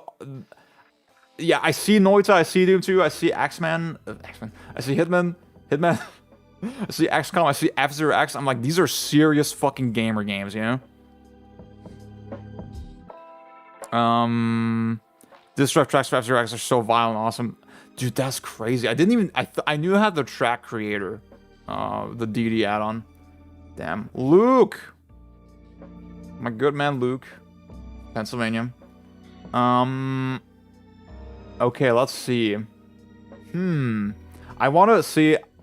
I'm sort of ironically hating on Battle Garega. That's sort of an ironic bit that I'm doing. Sonic CD restored. Wait, what does the restored version do again? I forgot. You know what? I mean, this is... I think this is so far, this is the 3x3 where I'm the most familiar with all the games, right? Like, Super Monkey Ball and Garega and CD, I haven't... like, I've done clears of them, but, like, not super fucking extensively. Rain World is fucking phenomenal. Great fucking game. See, and with Something Wonderful 101, for example, I'm very aware of its shortcomings, but I still respect it as a great fucking game. So I think Luke, I mean, we're friends, right? Luke and I are friends. I have a strong bias here. Luke, you're getting a 3. You're getting 3 points.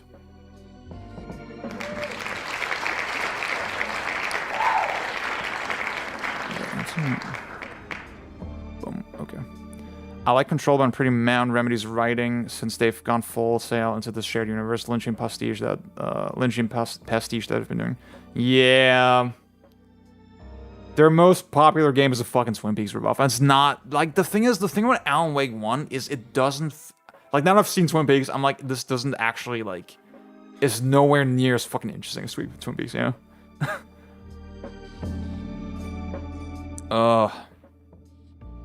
Okay. Ollie. Let's see. You know what? This seems like a very honest, like, meat and potatoes kind of 5 of 5. You know, you're not sugarcoating it. You just put the Budokai 3 in there. You know, like the fact that Budokai 3 is your only fighting game in there. Like, there's one fighting game as Budokai 3. That's pretty fucking vile. I'm not really a fan of that. But also, there's an honesty to that I respect. Nier Automata is cool. You're definitely kind of a PlayStation baby, though.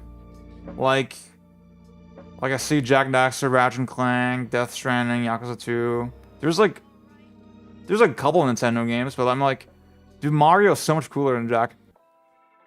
You're not getting it. It's not clocking to you.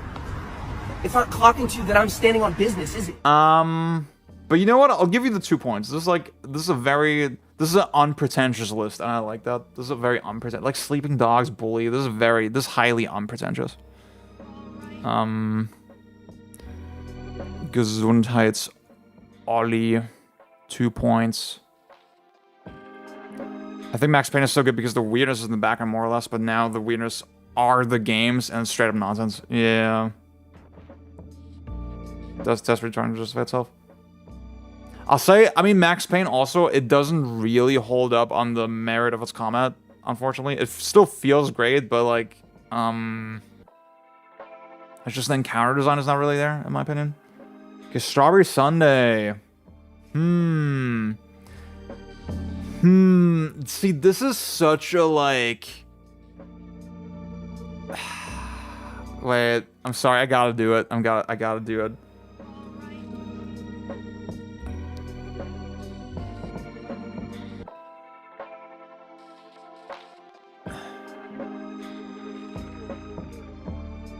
It's giving a little,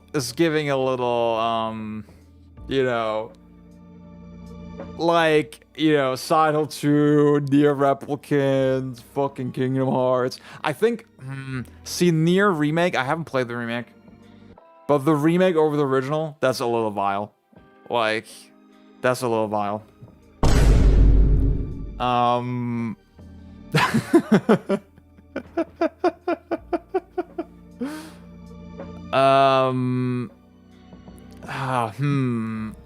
The thing is, you know what's annoying about this? These are all good games.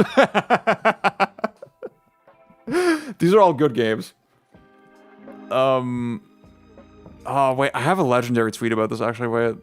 About Nier. Dude, I'm so fucking autistic. I have such a problem. Oh my god.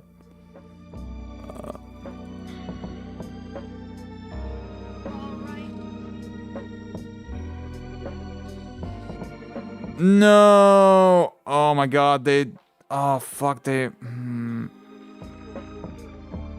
was like a comparison between the Nier and the original, and I was saying, yeah, the original looks like a Nine Inch Nails cover, yeah. And the remake just looks like an anime-ass game. So these are all Evan, calm down. I mean, Brother Nier, it does fit the theme of the story a lot more, for sure. I'll give you 2 points. I'll give you the 2 points. Zach, what's up? Oh, good. But you like it just because these are actually good games. You know, I can't be too mean. Okay, DeFritos. So I saw that I skimmed over this. Ooh, wait, there's like some interesting stuff on there. Okay, this is a really interesting list. See, Big Catch Tackle. I know it's a huge fucking demo, right? I haven't played that much of it, but like I know it's I know it's supposed to be pretty big. It's basically a full game, right? I'm very interested in the Fire Emblem 7 pick. My impression of this game, I finished this game and was not really a big fan of it, but my impression is that like most of the popularity was the first Western one. Like it was the first one that got a release over here, and that's why people are very they have a big soft spot for it. But I know for a lot of classic FE heads, it was kind of the beginning of the end. So I wonder how we feel about that. And then Ground Zeroes I find kind of interesting. I think Ground Zeroes is awesome. It's a really tight game.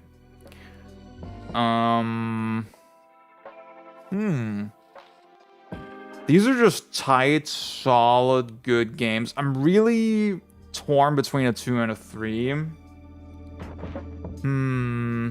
I think it's just the Fire Emblem is really throwing me. And I like Breath of the Wild so much better than Tears.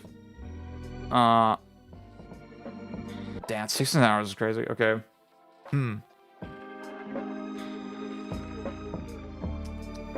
I think Tears is a phenomenally impressive game. I don't really know much about XCOM 2, but like I'm guessing it's good.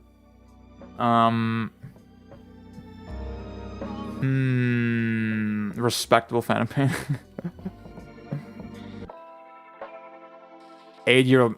Okay, you know what? That makes me really respect it. That makes me really respect it. But Advance Wars is so much better, though. Do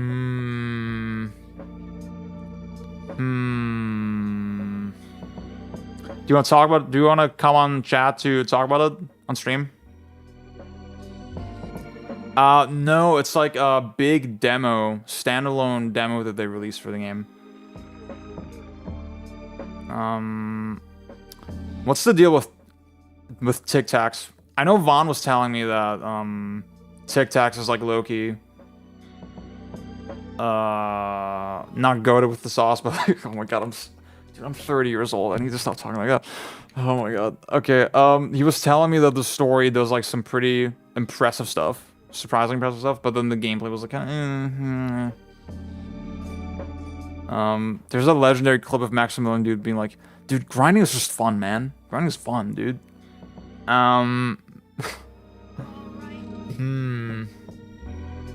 You know what? The Fritos, I'll give you 3 points. Fuck it. I'll give you 3 points.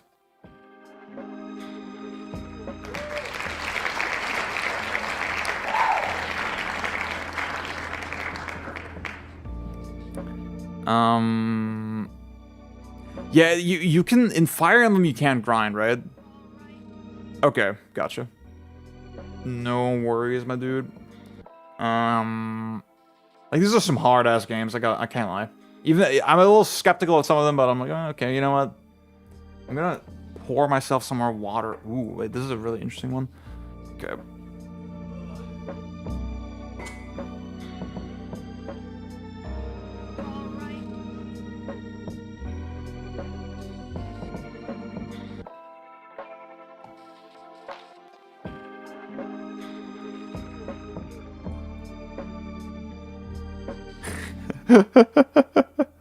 Yes, sir. We had Garega on Luke's little 9-ball. Oh, Dragon, that's you? Okay. Let's see. Oh, I'm liking the DOJ. I'm liking the Ketsui. I'm liking the Outrun 2. The MGS 3D, that's kind of vile. I want to know what the... So you have some real serious ass games here. What would make you pick MGS 3D? That's like throwing me. What's going on there?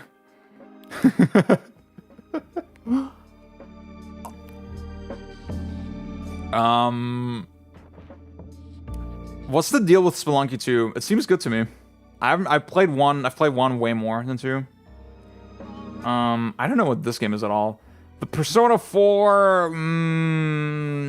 Will you please just respect the fact that it's not a vape and that it's an anxiety pin? First and most played version of MGS3. Okay. I'm liking the Shinobi. Ocarina of Time. I'm liking the Spike Out. I'm liking the Ghost Trick, kinda. I'm liking the Resurrection. This is like kinda like this is definitely see, Mystery Dungeon.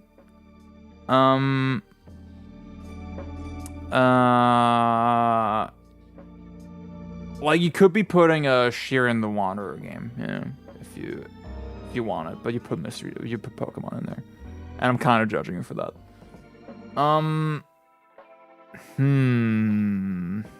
I did not like what I played of Moon. I liked the vibe of it, but like just the fucking tedious adventure progression and shit. I'm like, ah, bro.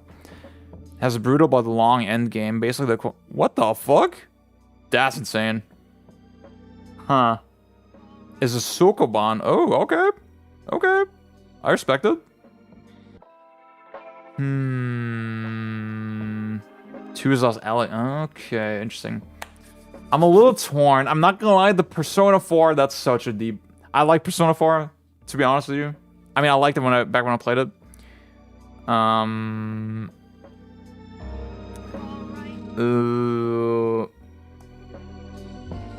But it's in 2026, kind of a debuff. Ocarina of Time stock's pretty down, you know. I'll give you 2 points. I'll give you 2 points. I feel like I'm being a little unfair. But very, very respectable 2 points. Very respectable 2 points.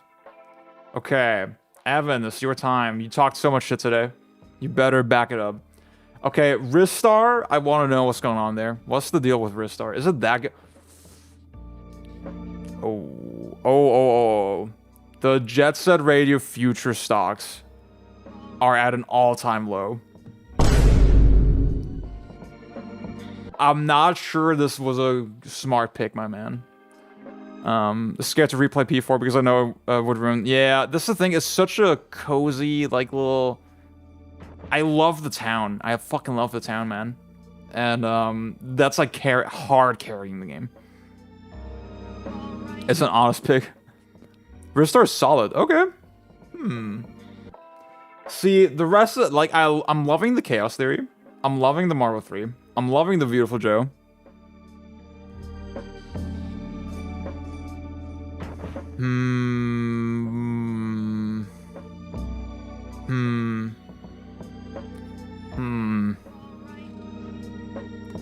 You have like insane Sonic autism is the thing.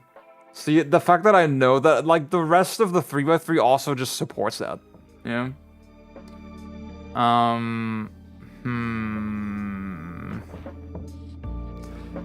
Like this is, I'm not saying this in a judgmental way. Like, if I walked into your bedroom based on the 3x3, I would expect Sonic plushies. Or just plushies in general of game characters, you know? Which is not a bad thing. That's not a bad thing. I'm just saying that's how I'm clocking you.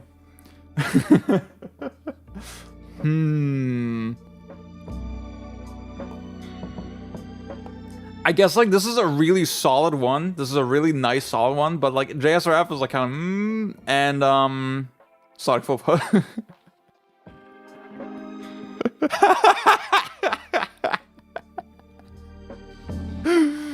Oh, somebody used to call Joey. Oh, my God. Oh,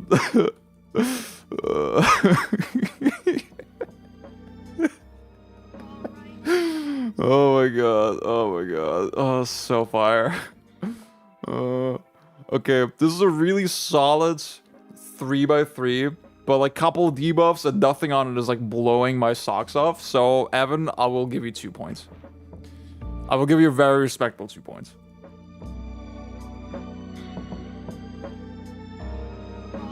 Okay, let's see. Ooh, this is a big one. Oscar. Wait, Oscar Silla. Okay, gotcha. Okay, let's see. Tenshu. I'm liking the stealth block. I'm kind of liking the Link Between Worlds. That's a little classy, you know? That's like, I'm kind of liking the Professor Layton. The Lost Legacy is a little. Oh. What is that? What is that over there?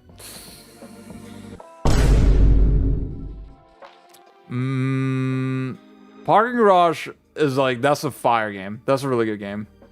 DMC 5. This is such a weird list.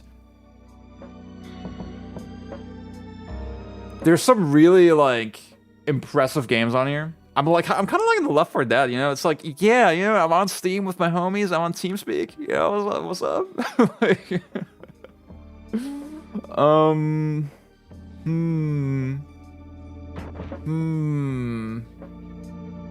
You know what? This is a unique one. I kind of like that it's a little unique. It feels very honest.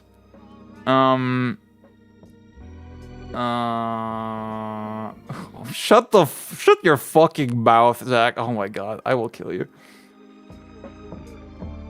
Love Pseudo Regalia, great pick.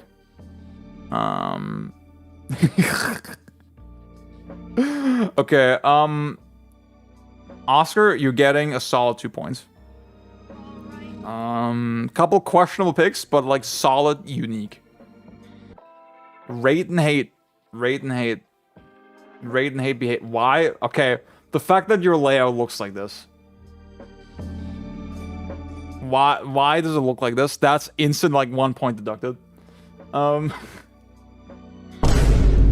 I should get another, like, negative sound effect.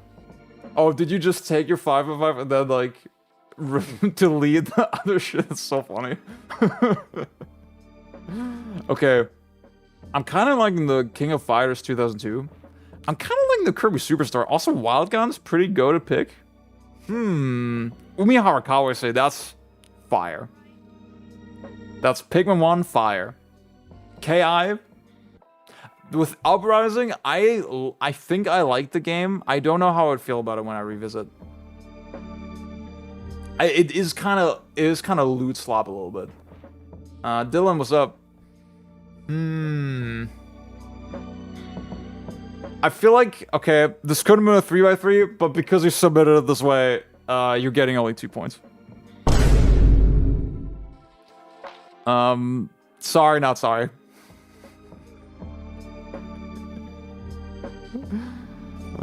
I think the picks are very teetering, like, on a 3. But the format, you're getting 2 points.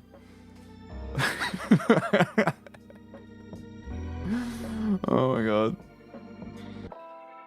What's the way to play Metal Slug 2? Like, I know X is, like, not that good, even though it fixes the slowdown, right? That's kind of what I heard. Ugh. Okay, Slightly Cloud. Slightly Cloud.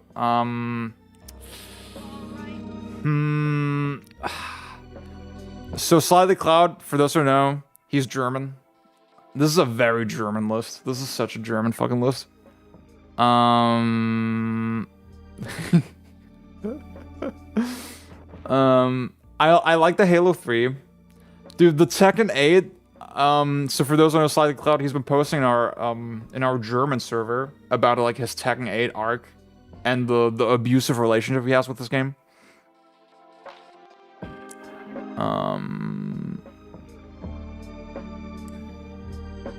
I mean, that's so nasty, you know. You're just putting your gambling addiction on display for the world to see. I think, and then you put it next to Diablo 2. I guess. I mean, Warcraft. See, the Dark Souls 3. That's no, and the P5 Royal. I think the Baldur's Gate 3. I'll let that slide. And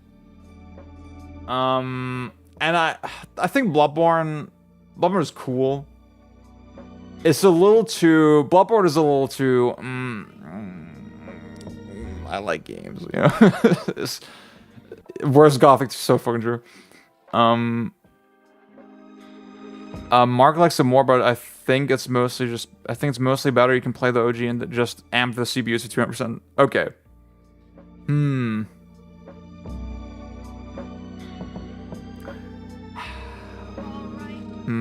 I don't know. Like, Diablo 2, P5 Royal, and Dark Souls 3, that's like definitely a massive debuff. Those are 3 massive debuffs. And then the Tekken 8 is like kind of like, bro, just say Tekken 5, you know? Or just say Tekken 6. Like, you were willingly putting your gambling addiction on display for the world to see, and that's... I have to, like, dock some points for that.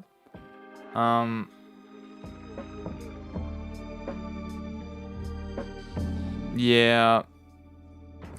It's just casino gaming. This casino, everything is a mix-up.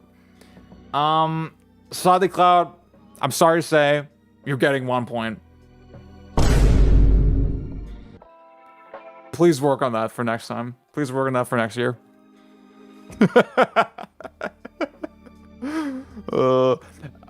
I have to give out the 1 point at some point. Yeah, I can't just give everybody 2 points. That's fine. I will score my own 3x3 later. Okay, Shattered Leo, what's up? Okay. I kind of like the Tearaway. You know what? I didn't like the game. I kind of like that it's here. You know what? That's at least very unique. I don't like the P3 portable. I think if you're gonna... What is this? What the fuck is this? What is that? What is that? What is that? I thought you were sure. Also, isn't the Ratchet 3? Is this the third one? Isn't it like kind of like shooter slop? I don't know. This is a weird list. This is a weird one.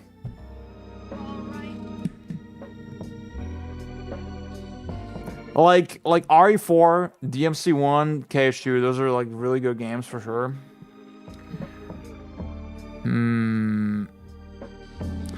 Zach, I was following your DMC arc a little bit, but you would still say it's good, right? You would still say holds up. The thing is, I finished DMD. I didn't do a score run of it. It was hard as fuck to me, but I also didn't really use cheese strats. I was playing very, very honest, so I don't know. Only cheese I did is like for nobodies, I would use grenade cancel, roll cancel. Leo, you might be getting... I respect kind of the honesty. But like there's so many like generations, the Ratchet, the P3 portable. Like if you're picking P3, at least pick the PS2 version. Obviously that's the meta now in 2026. I think I'm giving you 1 point, dude. I'm sorry.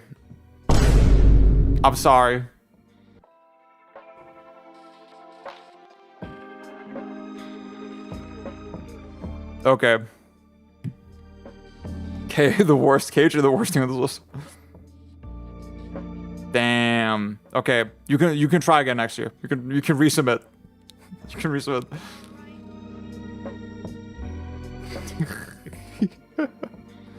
I think the Germans are gonna have a hard time today. Okay, Wolf. My homie. What's going on here? Buddy, the first row immediately, at least it's not Xenoblade 2. At least you're putting 1 and 3. I think the meta pick is X, right? If you want to impress people, you gotta put X. I think Breath of the Wild is solid. I played, so me and Wolf, we recorded a podcast together about sort of RPG design. He is a big RPG head, right? But I'm trying to leave my biases behind, right? I'm trying to leave my biases behind a little bit. Okay, y'all need to stop cooking him. I played Bravely Default for our little podcast, and I was not super impressed with it, to be honest with you. I mean, the melee is fire, right?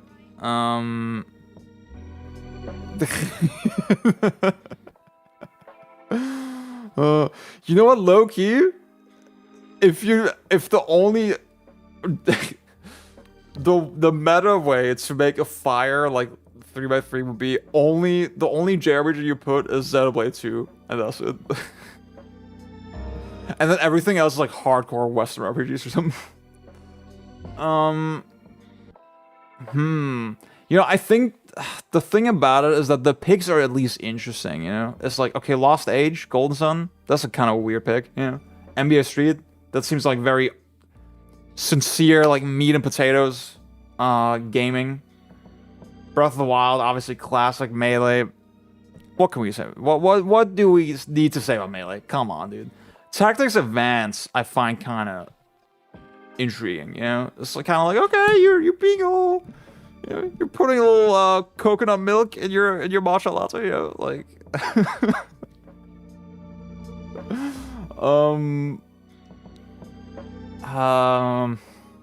I think the 2 Xenoblades is. I want to say this is like a light 2. This is a light 2. This is a light 2. Like I think some of the picks here sort of narrowly save it, just the uniqueness of it. Maybe I'm being a little biased because I like Wolf. The comment, I'm not gonna lie, the comment is kind of fire.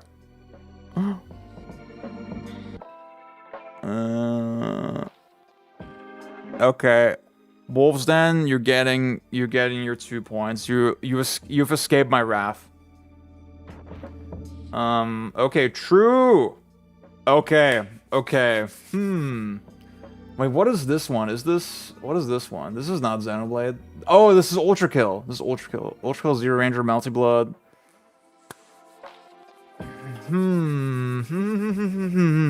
Titanfall 2. Is Titanfall 2, is that based on the multiplayer? Probably, right? I've had people tell me in recent years that, like, yeah, the campaign is still good, but it's not, like, incredible. It is kind of a Sega heavy list, yeah. Okay, cool. I respect it. Obviously, I'm loving the Crazy Taxi.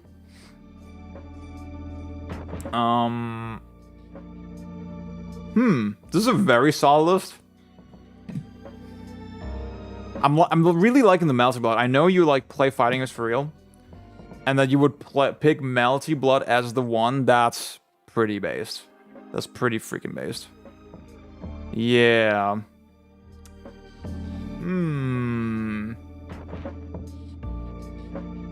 I'm kind of liking the Zero Ranger. I think Zero Ranger is like a pretty... It's not a meta pick anymore, you know? Like, Zero Ranger is like kind of like... it's kind of the Bloodborne of shmups, you know? It's like, yeah, I know, ball. It's like, that's kind of the Zero Ranger vibe. It's a good game, though.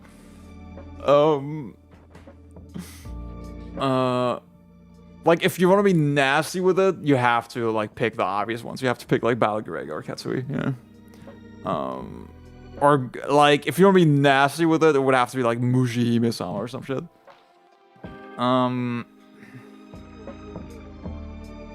I think I'm giving you a light 3. I'm giving you a light 3. Like, the thing about it, some of the other 3s, they were kind of blowing my socks off. I was like, okay, you're being kind of nasty with it. You're being really serious. You're being really freaky. But this is, I think, just in terms of, like, the quality, you know?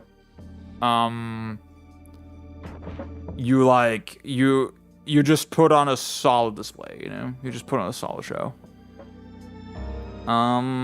Yeah, Armed Police Bad Riders, some shit like that, you know? Okay, Nicole. What's going on with you? Okay, this is a very...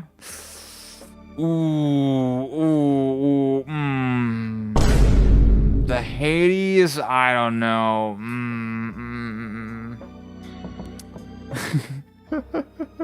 Epic Yarn is a beautiful game, I will say that. Hades, debuff. See, I think the vibe of this list is like, okay, liminal spaces, dreamlike PS1 vibes, you know? Like, I respect it on that level. It's not a Zed list, but I respect it. Hades is a big debuff. I think you could have gotten a 3 without Hades. As it is, I'll give you 2 points. I think it's a solid 2 points.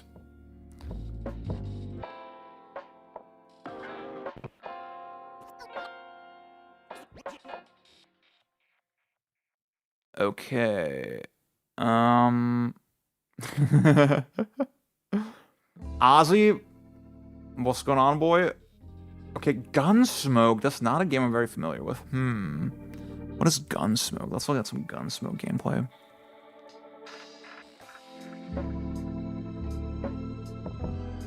Huh. Okay.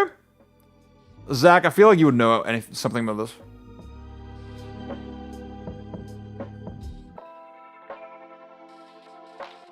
In terms of the control scheme, it seems to give like some like it seems to give a little shock troopers. I kind of like that as an autoscroller. The obstacle design seems pretty volatile, pretty dangerous. Insanely random. Well, one of the best 80s arcade games. Damn, okay. See, Zach, you're my trusted man on this sort of shit. Capuccio... I never know how to say your name. Capuccio. Hello, what's going on? This looks good. This is a good looking game. Okay.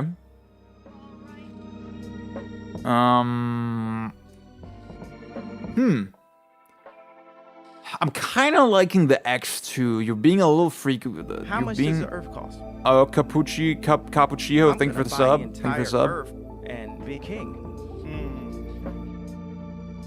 Did I? Oh yeah.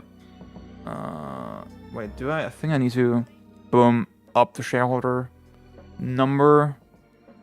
It was this or G&G. Cool. Castlevania 1 kind of is the. I feel like. Here's the thing. I think you're trying to meta game a little bit. I think you're meta gaming a little bit. Because, like, I think Rondo. The Rondo stocks are a little up right now, right? I think the common agreement is that Rondo is sort of the best one of the classic ones. But you're trying to play it a little old school. You're like, yeah, you know, I know ball. I'm a little suspicious about that. Uprising. This is a cool list. This is a cool, nice list. I'm really torn. Oh. Ecclesia. I need to check out. I need to see what's up with the Ecclesia stocks. I need to investigate that. Ozzy. I'm really. Oh, you've never played Rondo. You should have put a Ghosts and Goblins instead of. You should have put a Ghosts and Goblins instead of Castlevania. You should. I think that was your mistake.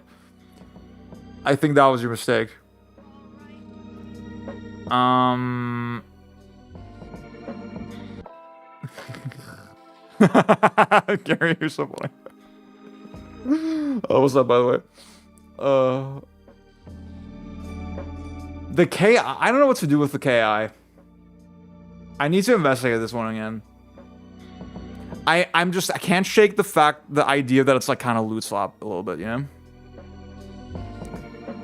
Huh, okay. You know what? I'll give you a strong 2.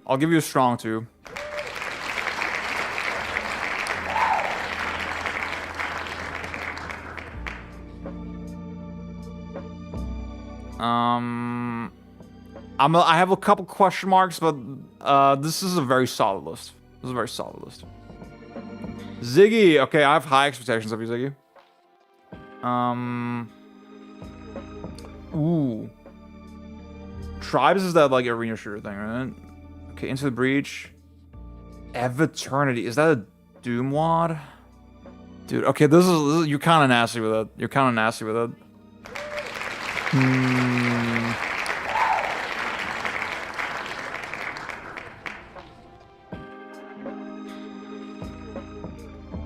Okay, it is a Doom wad. Okay, got it.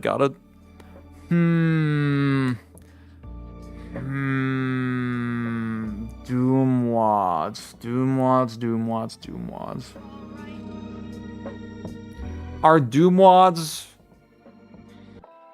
the samples of gaming? Is making Doom wad like the sampling of game dev?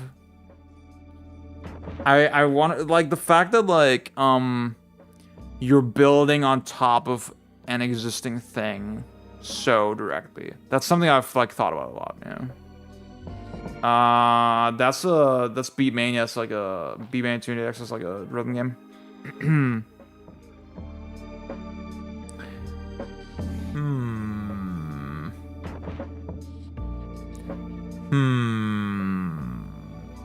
The Super Monkey Ball is obviously fire. The Brood War is fire. Super Metroid, that's fire. Sega Rally. Let me look at some tribes. Okay. I think you were kind of risky with it, with the wad. You're kind of risky with it. I kind of like that.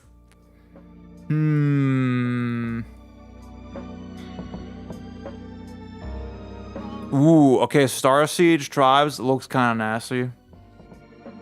You know what? That's such a weird pick. Okay, Ziggy, you're getting your 3 points.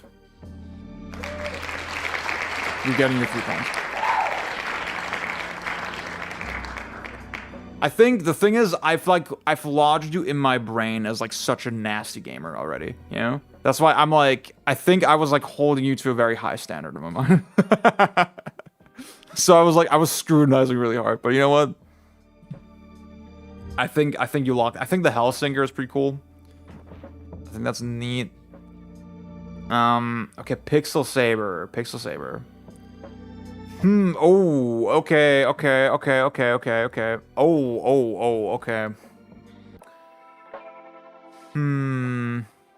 See, the Monster Hunter 4 is giving... Yeah, I had a 3DS when I was 14. I know, I'm just describing myself, basically. I mean, I was 18 or something, probably, or 19, 20, 21, I don't know. 3DS dropped 2011. I was 17. I turned 17 November 2011. It can't. So I was like 16. Yeah. Okay. I was a young man. I was a young man. Okay. I kind of don't like the Going Commando. I feel like the meta is Ratchet 1. see, I've been nice to like Freedom Unite and Generations Ultimate. When I see I think 4U is like my favorite, but I know it's like kind of the baby pick, you know? That's why I'm trying to be a little, I'm being a little,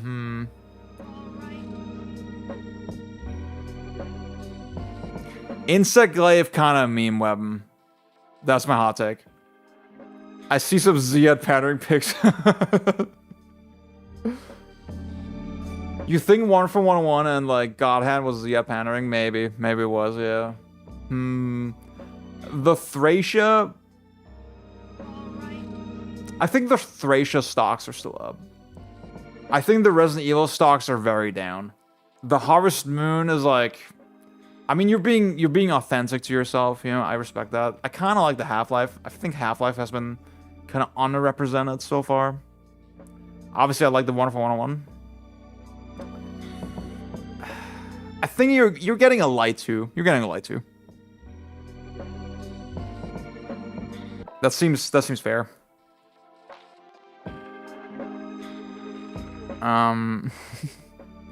Okay, Julius. Ooh, the golden. No, man. I kind of like. The American Silent Hill 3 box art. That's a. I'm not gonna rate this based on the box art that you picked, but like this should be a debuff. I need to play Soma, dude. I think I would like it. I want to play it. Obviously the Resi I have like I have a little bit of issue with, but I think this is a very solid like bread and butter, meat and potatoes 3x3, you know? Like the Persona 4 Golden, that's like you're being very vulnerable here. You're being very vulnerable.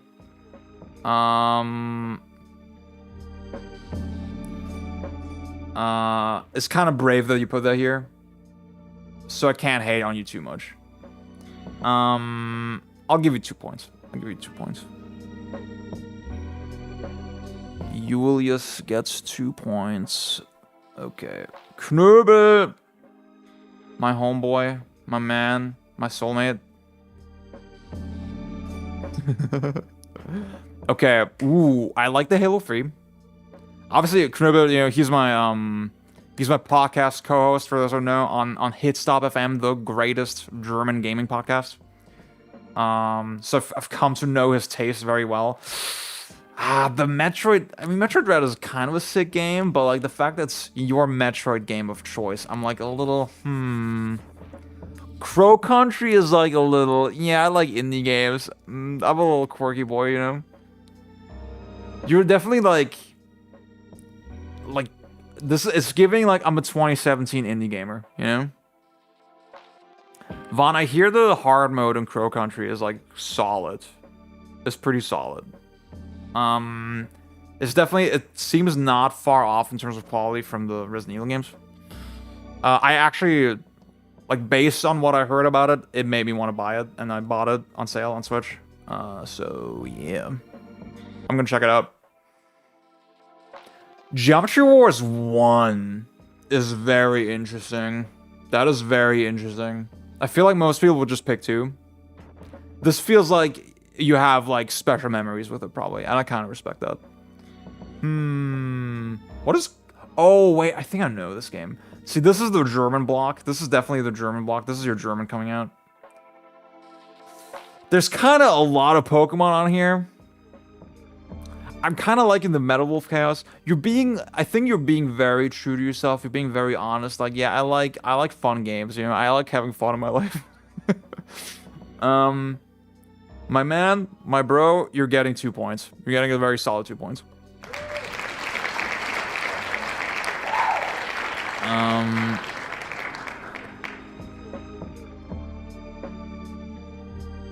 Okay. Hell yeah. I never know how to say your name, my dude. See, okay, I don't know how to say your name, but like, this is them. They play arcade games. They're very nasty at games. I always like watch their gameplay. This is another person where I have very high expectations.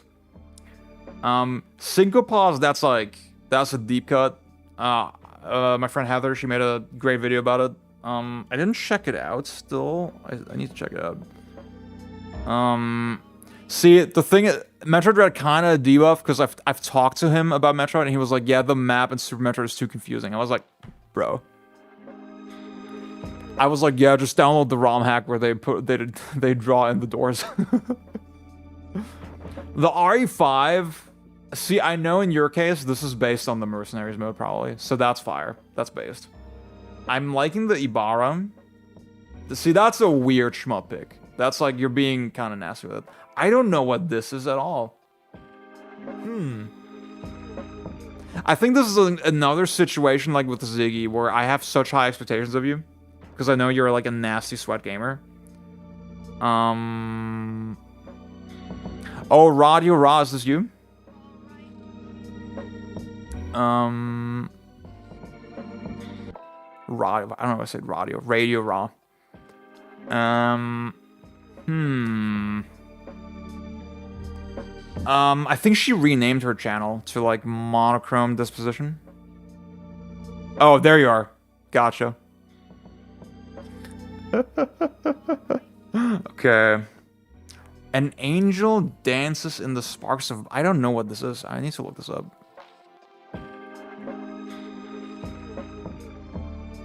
Oh, it's an itch game. Okay, okay. Itch game. Okay. You're being kind of nasty with it. Oh. Wait, this has gameplay. Wait.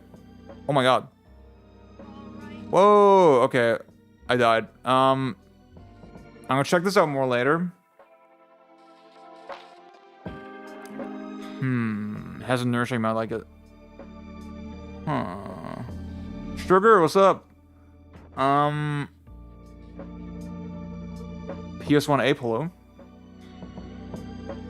This is a nice solid. This is I think this is like the meat and potatoes version of a 3-pointer. Of a 3-point 3x3. Like, nothing on it is, like, really shocking me. Nothing on it is really shocking me, but I think you deserve the full 3 points. So, there you go.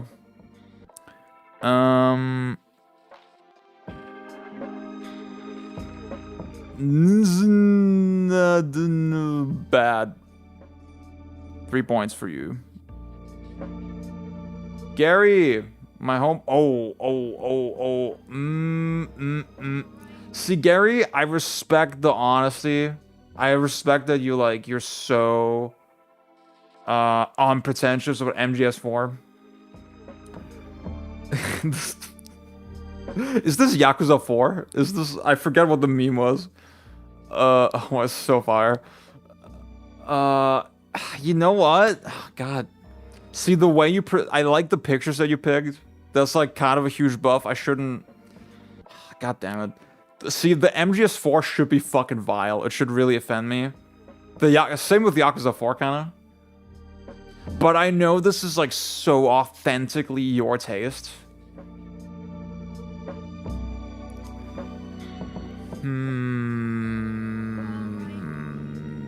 See you around, Slightly Cloud. Thank you for hopping in. And like, there's some nasty fucking games on here. You know, MGS3, Spelunky, Team Fortress 2, Katamari, the Chibi Robo is kind of fire. Pun intended. You know what, Gary? You're getting 3 points.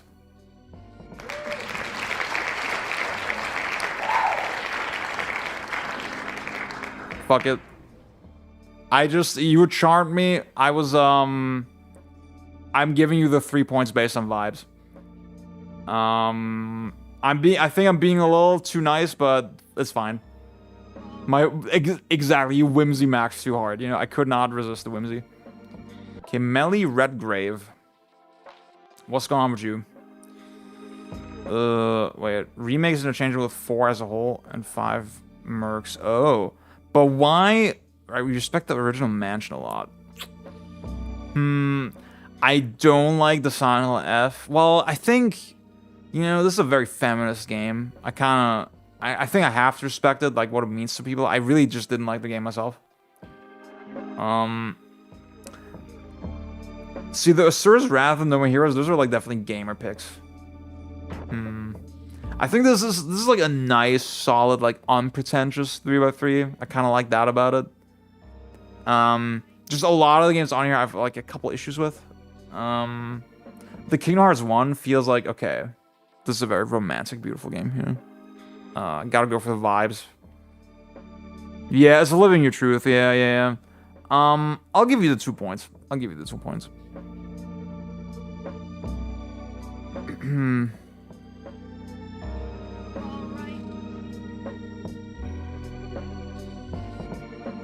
Okay, Celestio. Okay, we're almost through. We got Star Successor. We got Darkstalkers, Fire, Rainward Fire, Final Fight Fire, KOF. I don't even know which one is this, but Guange Fire, Resurrection Fire, Tap Fire. This is a really cool list. What is this one? I don't know what this is. Is this like Virtualon or something? Red line dialogue and Silent F that made me roll my eyes so hard it completely turned me off from. It's very thought so, okay. It's very it's like Focus M. It's the Focus M of Silent Hill. God, dude. I can't believe that I'm so alone on like not liking Silent Hill F. Everybody's like, oh, it's the most amazing story of last year, blah blah. And like I was trying to convey my issues with the writing to people, you know, and it was just not landing. I don't know. No, this is a great fucking list. This is a great list. This is a great list. This is a Loki, maybe one of my favorites so far. This is just a really. This is like the LeBron of lists. Before LeBron said he loves Israel. You're not getting it. It's not clocking to you. It's not clocking to you that I'm standing on business. Okay. Celestio, you're getting 3 points. Oh, hell yeah. Nice.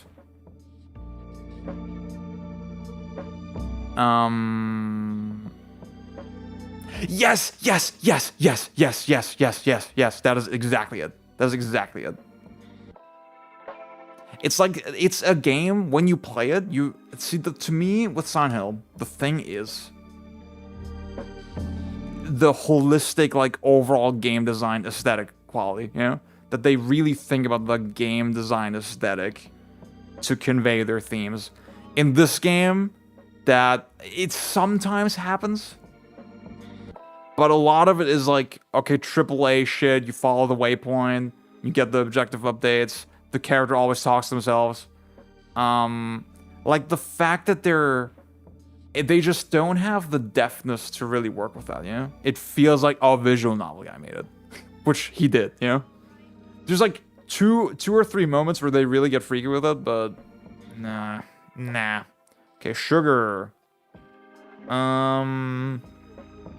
Okay, okay. You know, see, I know your taste pretty well at this point.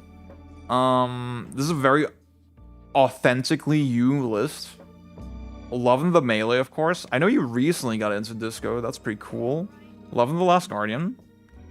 Kind of love the Minecraft. I love the like the what the fucking word? What's the word I'm looking for? The qualifier that it's like the 1.9. Loving the Damashi. Loving the Rain World. I didn't really connect with Night in Woods, but I respect it. Liking the THPS. Is this a 3 points? Is this 3 points, guys? Is this 3 points, chat?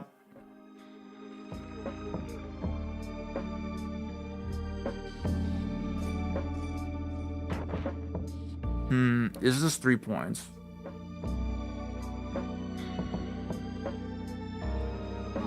Is this 3 points? I feel like it kind of has to be. Yeah. Okay, Sugar, you're getting 3 points. Way more 3 points than I expected. I'm not gonna lie. I'm not gonna lie.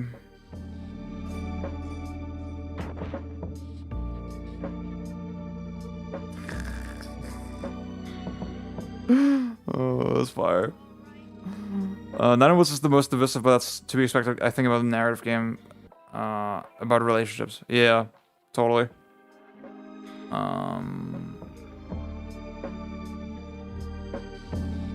Oh, you like the later levels and super bosses and costs? Yeah, see, I see the vision with KH1. I mean, the gummy ship shit is so bad though in KH1. Okay, guys. Oh, blue sign. Hello. Okay, let's see. Ooh, I like the DOJ. Huh, the Lord of the Rings. Is that the Final Fantasy X one? Or is it the... No, I think it's the fixed camera action one. Talos Principle, Demon Souls. The Metroid Fusion... See, Metroid... With Gary... Okay, I'm very biased. With Gary, I know his taste. I know Gary. I don't know you very well.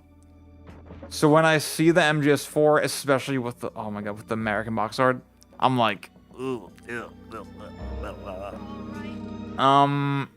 there's a lot of really good... I'm loving the Cuphead. That's a great fucking game.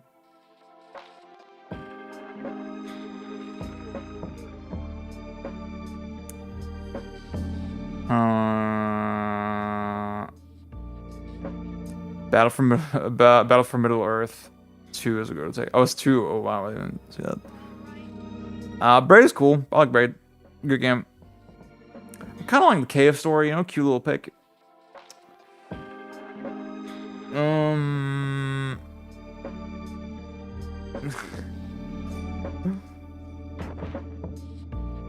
I'm giving you 2 points. I'm giving you a solid 2 points. There's a couple... I think you're holding yourself back with a couple debuffs. But overall deserved 2 points. So let's look at... There's a bunch... Oh my god, there's a bunch more here. Wait. So...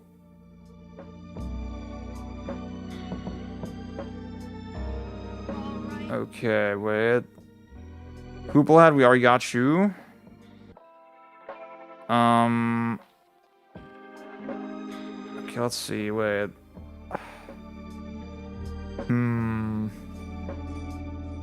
How many do we have here? Oh god, there's so... Oh god, there's a good amount. There's a good fucking amount. Should I... It's like almost midnight. Okay. How much does the Earth cost? Oh shit! I'm gonna buy the entire Earth and be king. Thank you for the sub. Thank you for the name.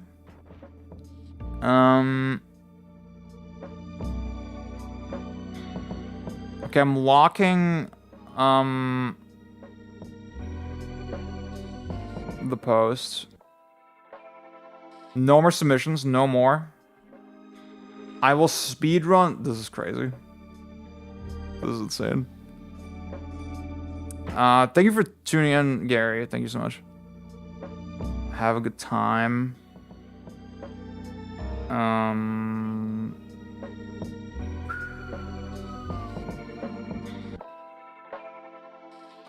Okay, I need to speedrun the rest.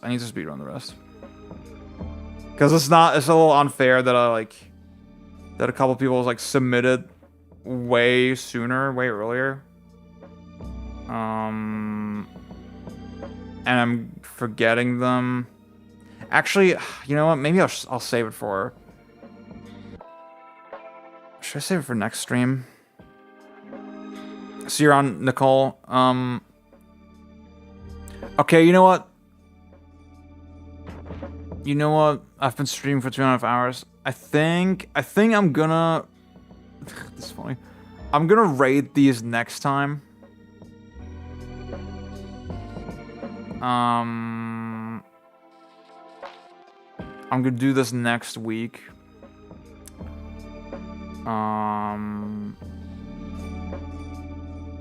Yeah, I just need to organize them because it's a little annoying to sort through right now. Okay. Yeah, I'll do this later. I'll do these later. Oh my fucking god. Okay, guys. The last one we're doing today is my own. Wait. The last one we're doing is my own. Oh my god. Where is it? Wait, actually I can just like, I just pull it up.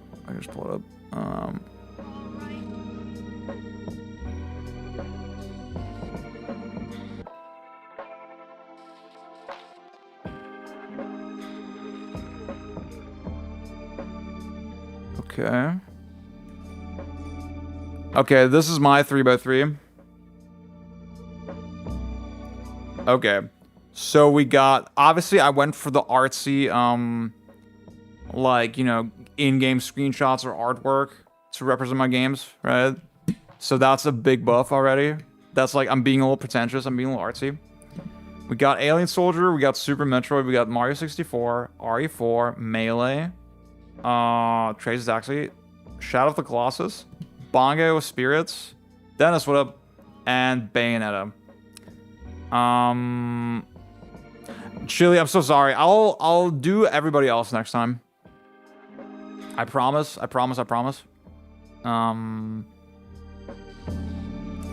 Yeah, Breath of the Wild narrowly missed it, I guess. Yeah.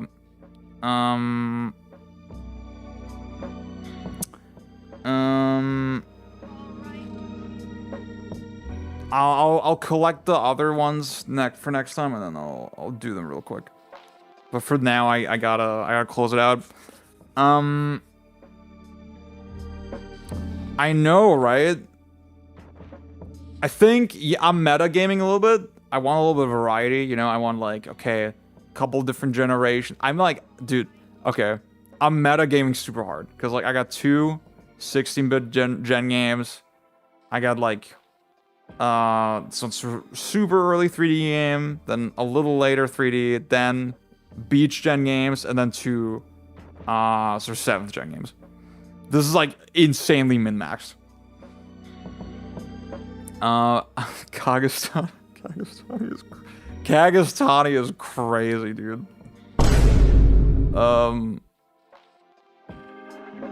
There's another word for Kag fans that gets thrown around in the Discord a little bit here and there, but I'm not allowed to use it. Kagastani. No more. I'm sorry, Cappuccino. No more submissions. No more submissions for this year. I will just collect the ones that have been submitted, like that I didn't get to. And I'll cover them on the next stream, but then that's it for the rest of the year. Okay. So okay. The fact that I'm trying to be such a quirky little perfect gamer boy is very apparent. It's very apparent that I'm trying to impress people with my 3x3.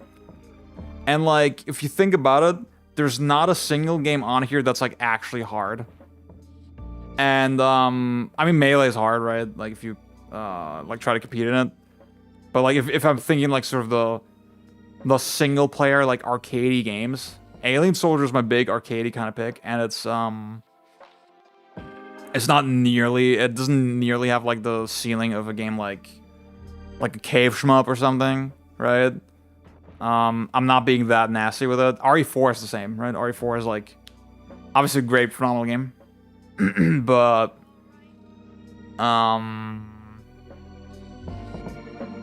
it probably doesn't have the ceiling of like a cave shmup or something. And then Bayonetta, like Bayonetta, I've actually done like a score run in it. Or not a score run, but I did pure platinum everything.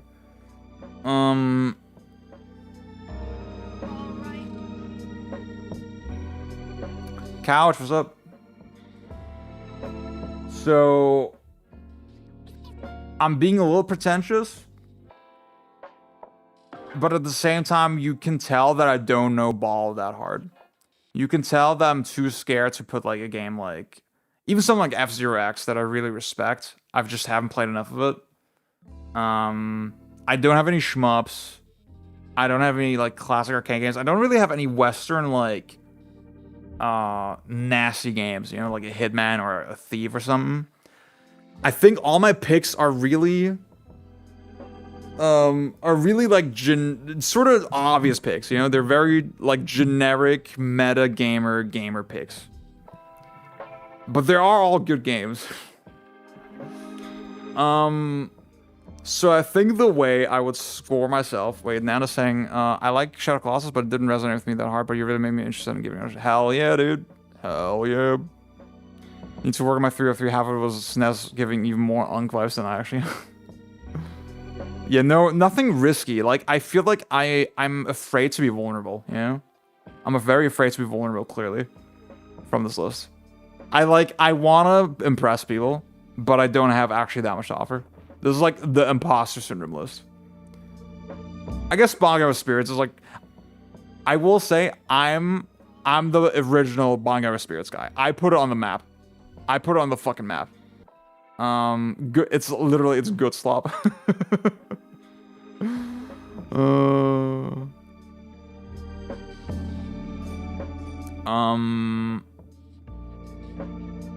So, but even Bongo, it's not like I played it like, bro, I played the fuck out of it, like I played a really good amount, and I just highly respect it. God, I need to play way more.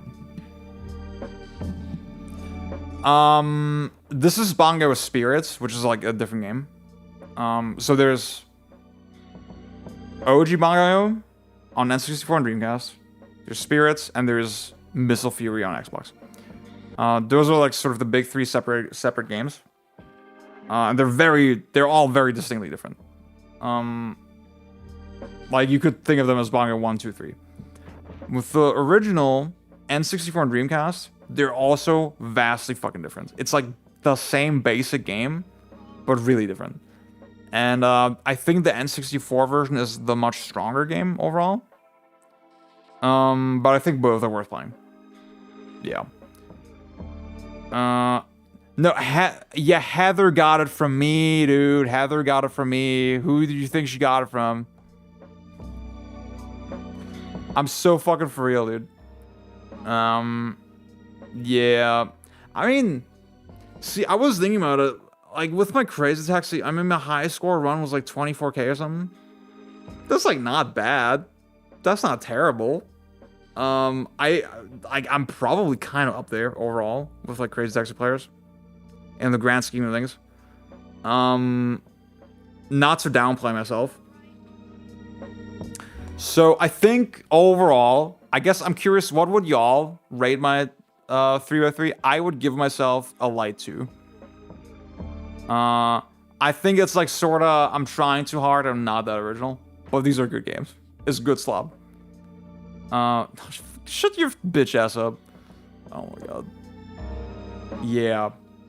That's my take. I think I'm a light 2. I will give myself a light 2. Zia gets a light 2. Damn, Couch says I'm a 3. Okay.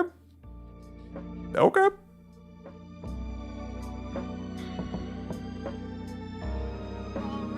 Yeah, right and hate, that's very valid. One up the shroom, W melee, N64, Super 64, Super RE4. Console baby, you can give it 3. 7 out of 10. Not many surprises. That's definitely Z at core. Okay, okay. Two seems right. It's a bit boring since the Fritos gave me a 3. Okay, needs a vulnerable. Exact. See, that's the thing. I'm not being vulnerable at all. Like I basically I've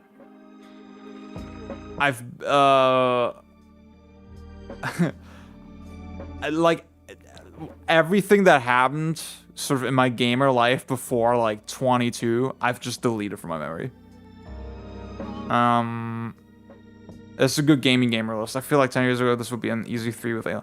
That's the thing. The Alien Soldier is like boring now. Alien was like, yeah, whatever, okay, man. Like, have you played Gwange? Yeah. I play on Slippy like a good amount. I was really grinding it like the last 2 months a lot. The last 2 weeks, I took a break from it, but yeah. No, that's exactly the thing, right? Most of these games, I mean, Mario 64, I definitely grew up with, and Bayonetta, you could say I kind of grew up with, because I mean, when it came out, I was like, I was 15, and that's a game where my understanding would like really grew over time. I think RE4 also is one that like I played pretty early on. I was like, it must have been like I was like 13, 14 when it came out, or not when it came out, but when I played it. I played RE4 around the time RE5 came out, and I think when I first played RE4, I was like, yeah, this game is good. You know, I like recognize a good game, and I didn't quite understand why it was so good. Same thing with Bayonetta. The rest are games I like. These 3 I definitely grew up with, and the rest I kind of discovered more recently, like over time. Not recently, like I'm fucking old, right? When I say recently, I mean like 10 years ago. I mean, Super Metroid also. Super Metroid was one where I played it as a kid and I didn't get it. I didn't get why it was so good. Oh, they are all Japanese games. Oh yeah. I should have put Halo. Halo is like, yeah, like a Western game. Decent too, yeah. Okay. I need to get into SM64 hacks, yeah.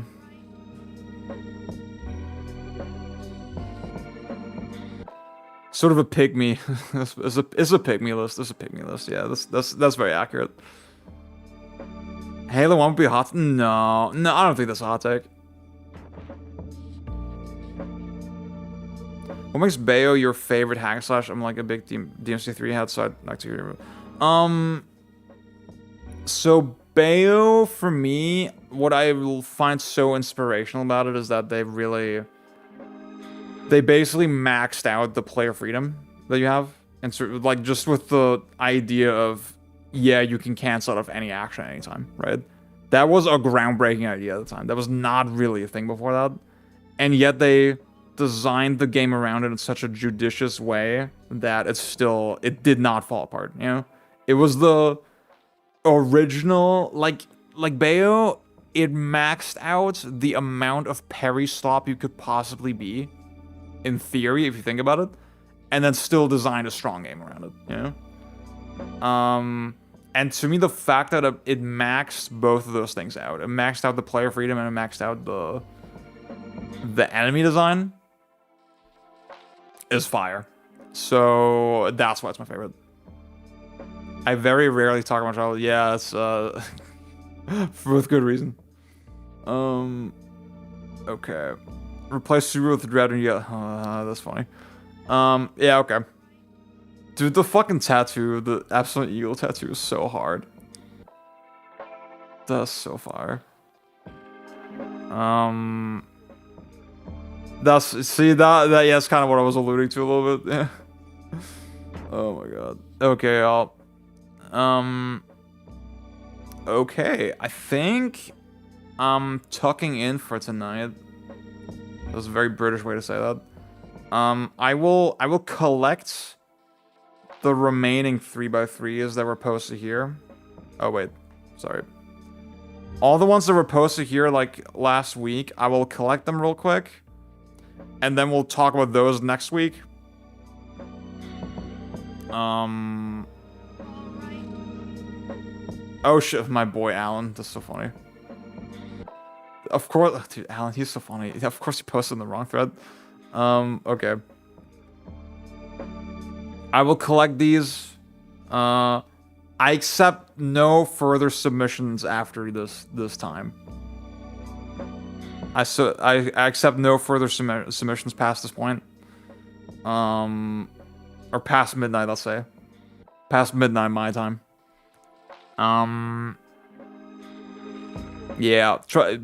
René, you can try again next year. You can try again next year. I'm sorry. Dylan, I posted about it on the Discord. I posted about it on the server. You had your chance. You had your chance. You had your chance. I need to put this a little more in a more accessible way, because like I had people asking like, okay, what the fuck is this? Also, yeah, if you want like other topics for Hot Take Wednesday, you can put them here. You could say, hey, do this, right? The next one we're doing, actually, I'm gonna announce this right now, I guess. Game Critic tier list.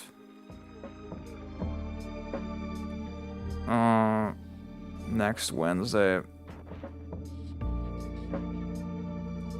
Post who should be included here.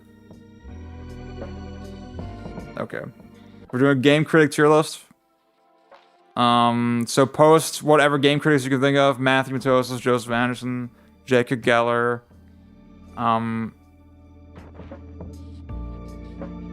What kind of fucking question is that? Be for fucking real, dude.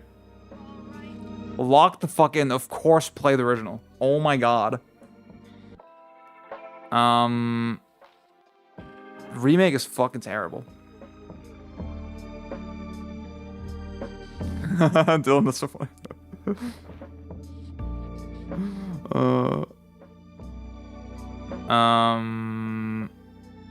Yeah. That's the topic. So next Wednesday, I will actually maybe I can do it. I'll do the rest of the 3x3s on Monday, and then I'll do the Game Critic tier list on Wednesday. That's the plan. Okay, let's do that.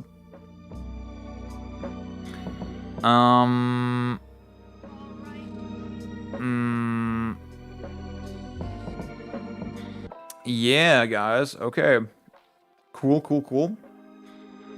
That's the stream. That's the last stream for the week. Again, I'm streaming every Monday, every Wednesday, on this channel, on YouTube, on this. Oh my god, on both Twitch and on YouTube. I mean, if you're watching me, then that's where I'll be streaming. 9 p.m. Central European Time.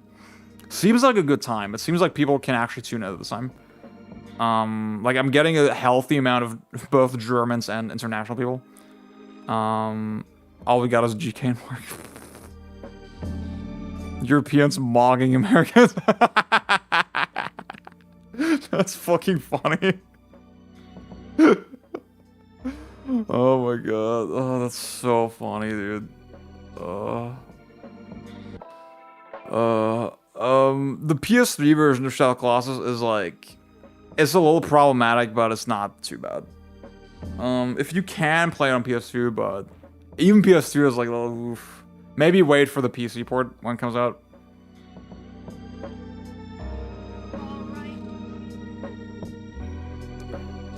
Oh, the current era. I feel like Mark he's kind of doing some shit, you know? I kind of like his stuff.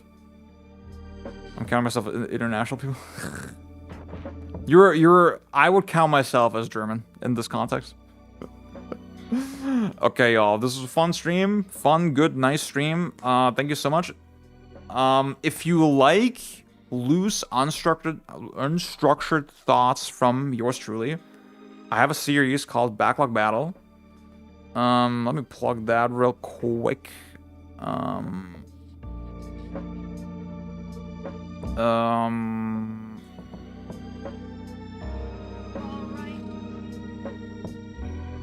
Thank you so much, True Blurred, Fritos.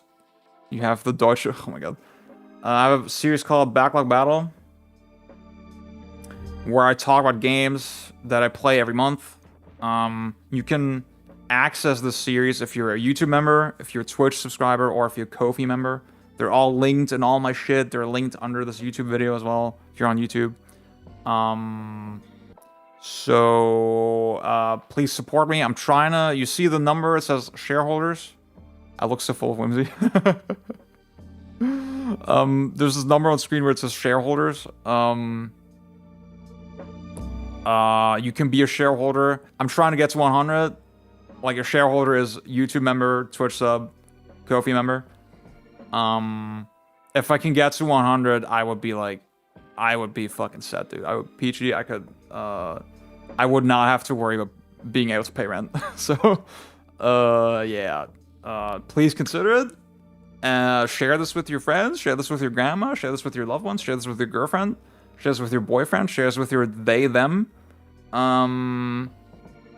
Yeah, and I'll be back on Monday. And I mean, if you're German, if you speak German, I'll also be streaming tomorrow. I stream German twice a week. But that's not interesting for most of y'all, I think. So, yeah, okay. Bye-bye. I'm logging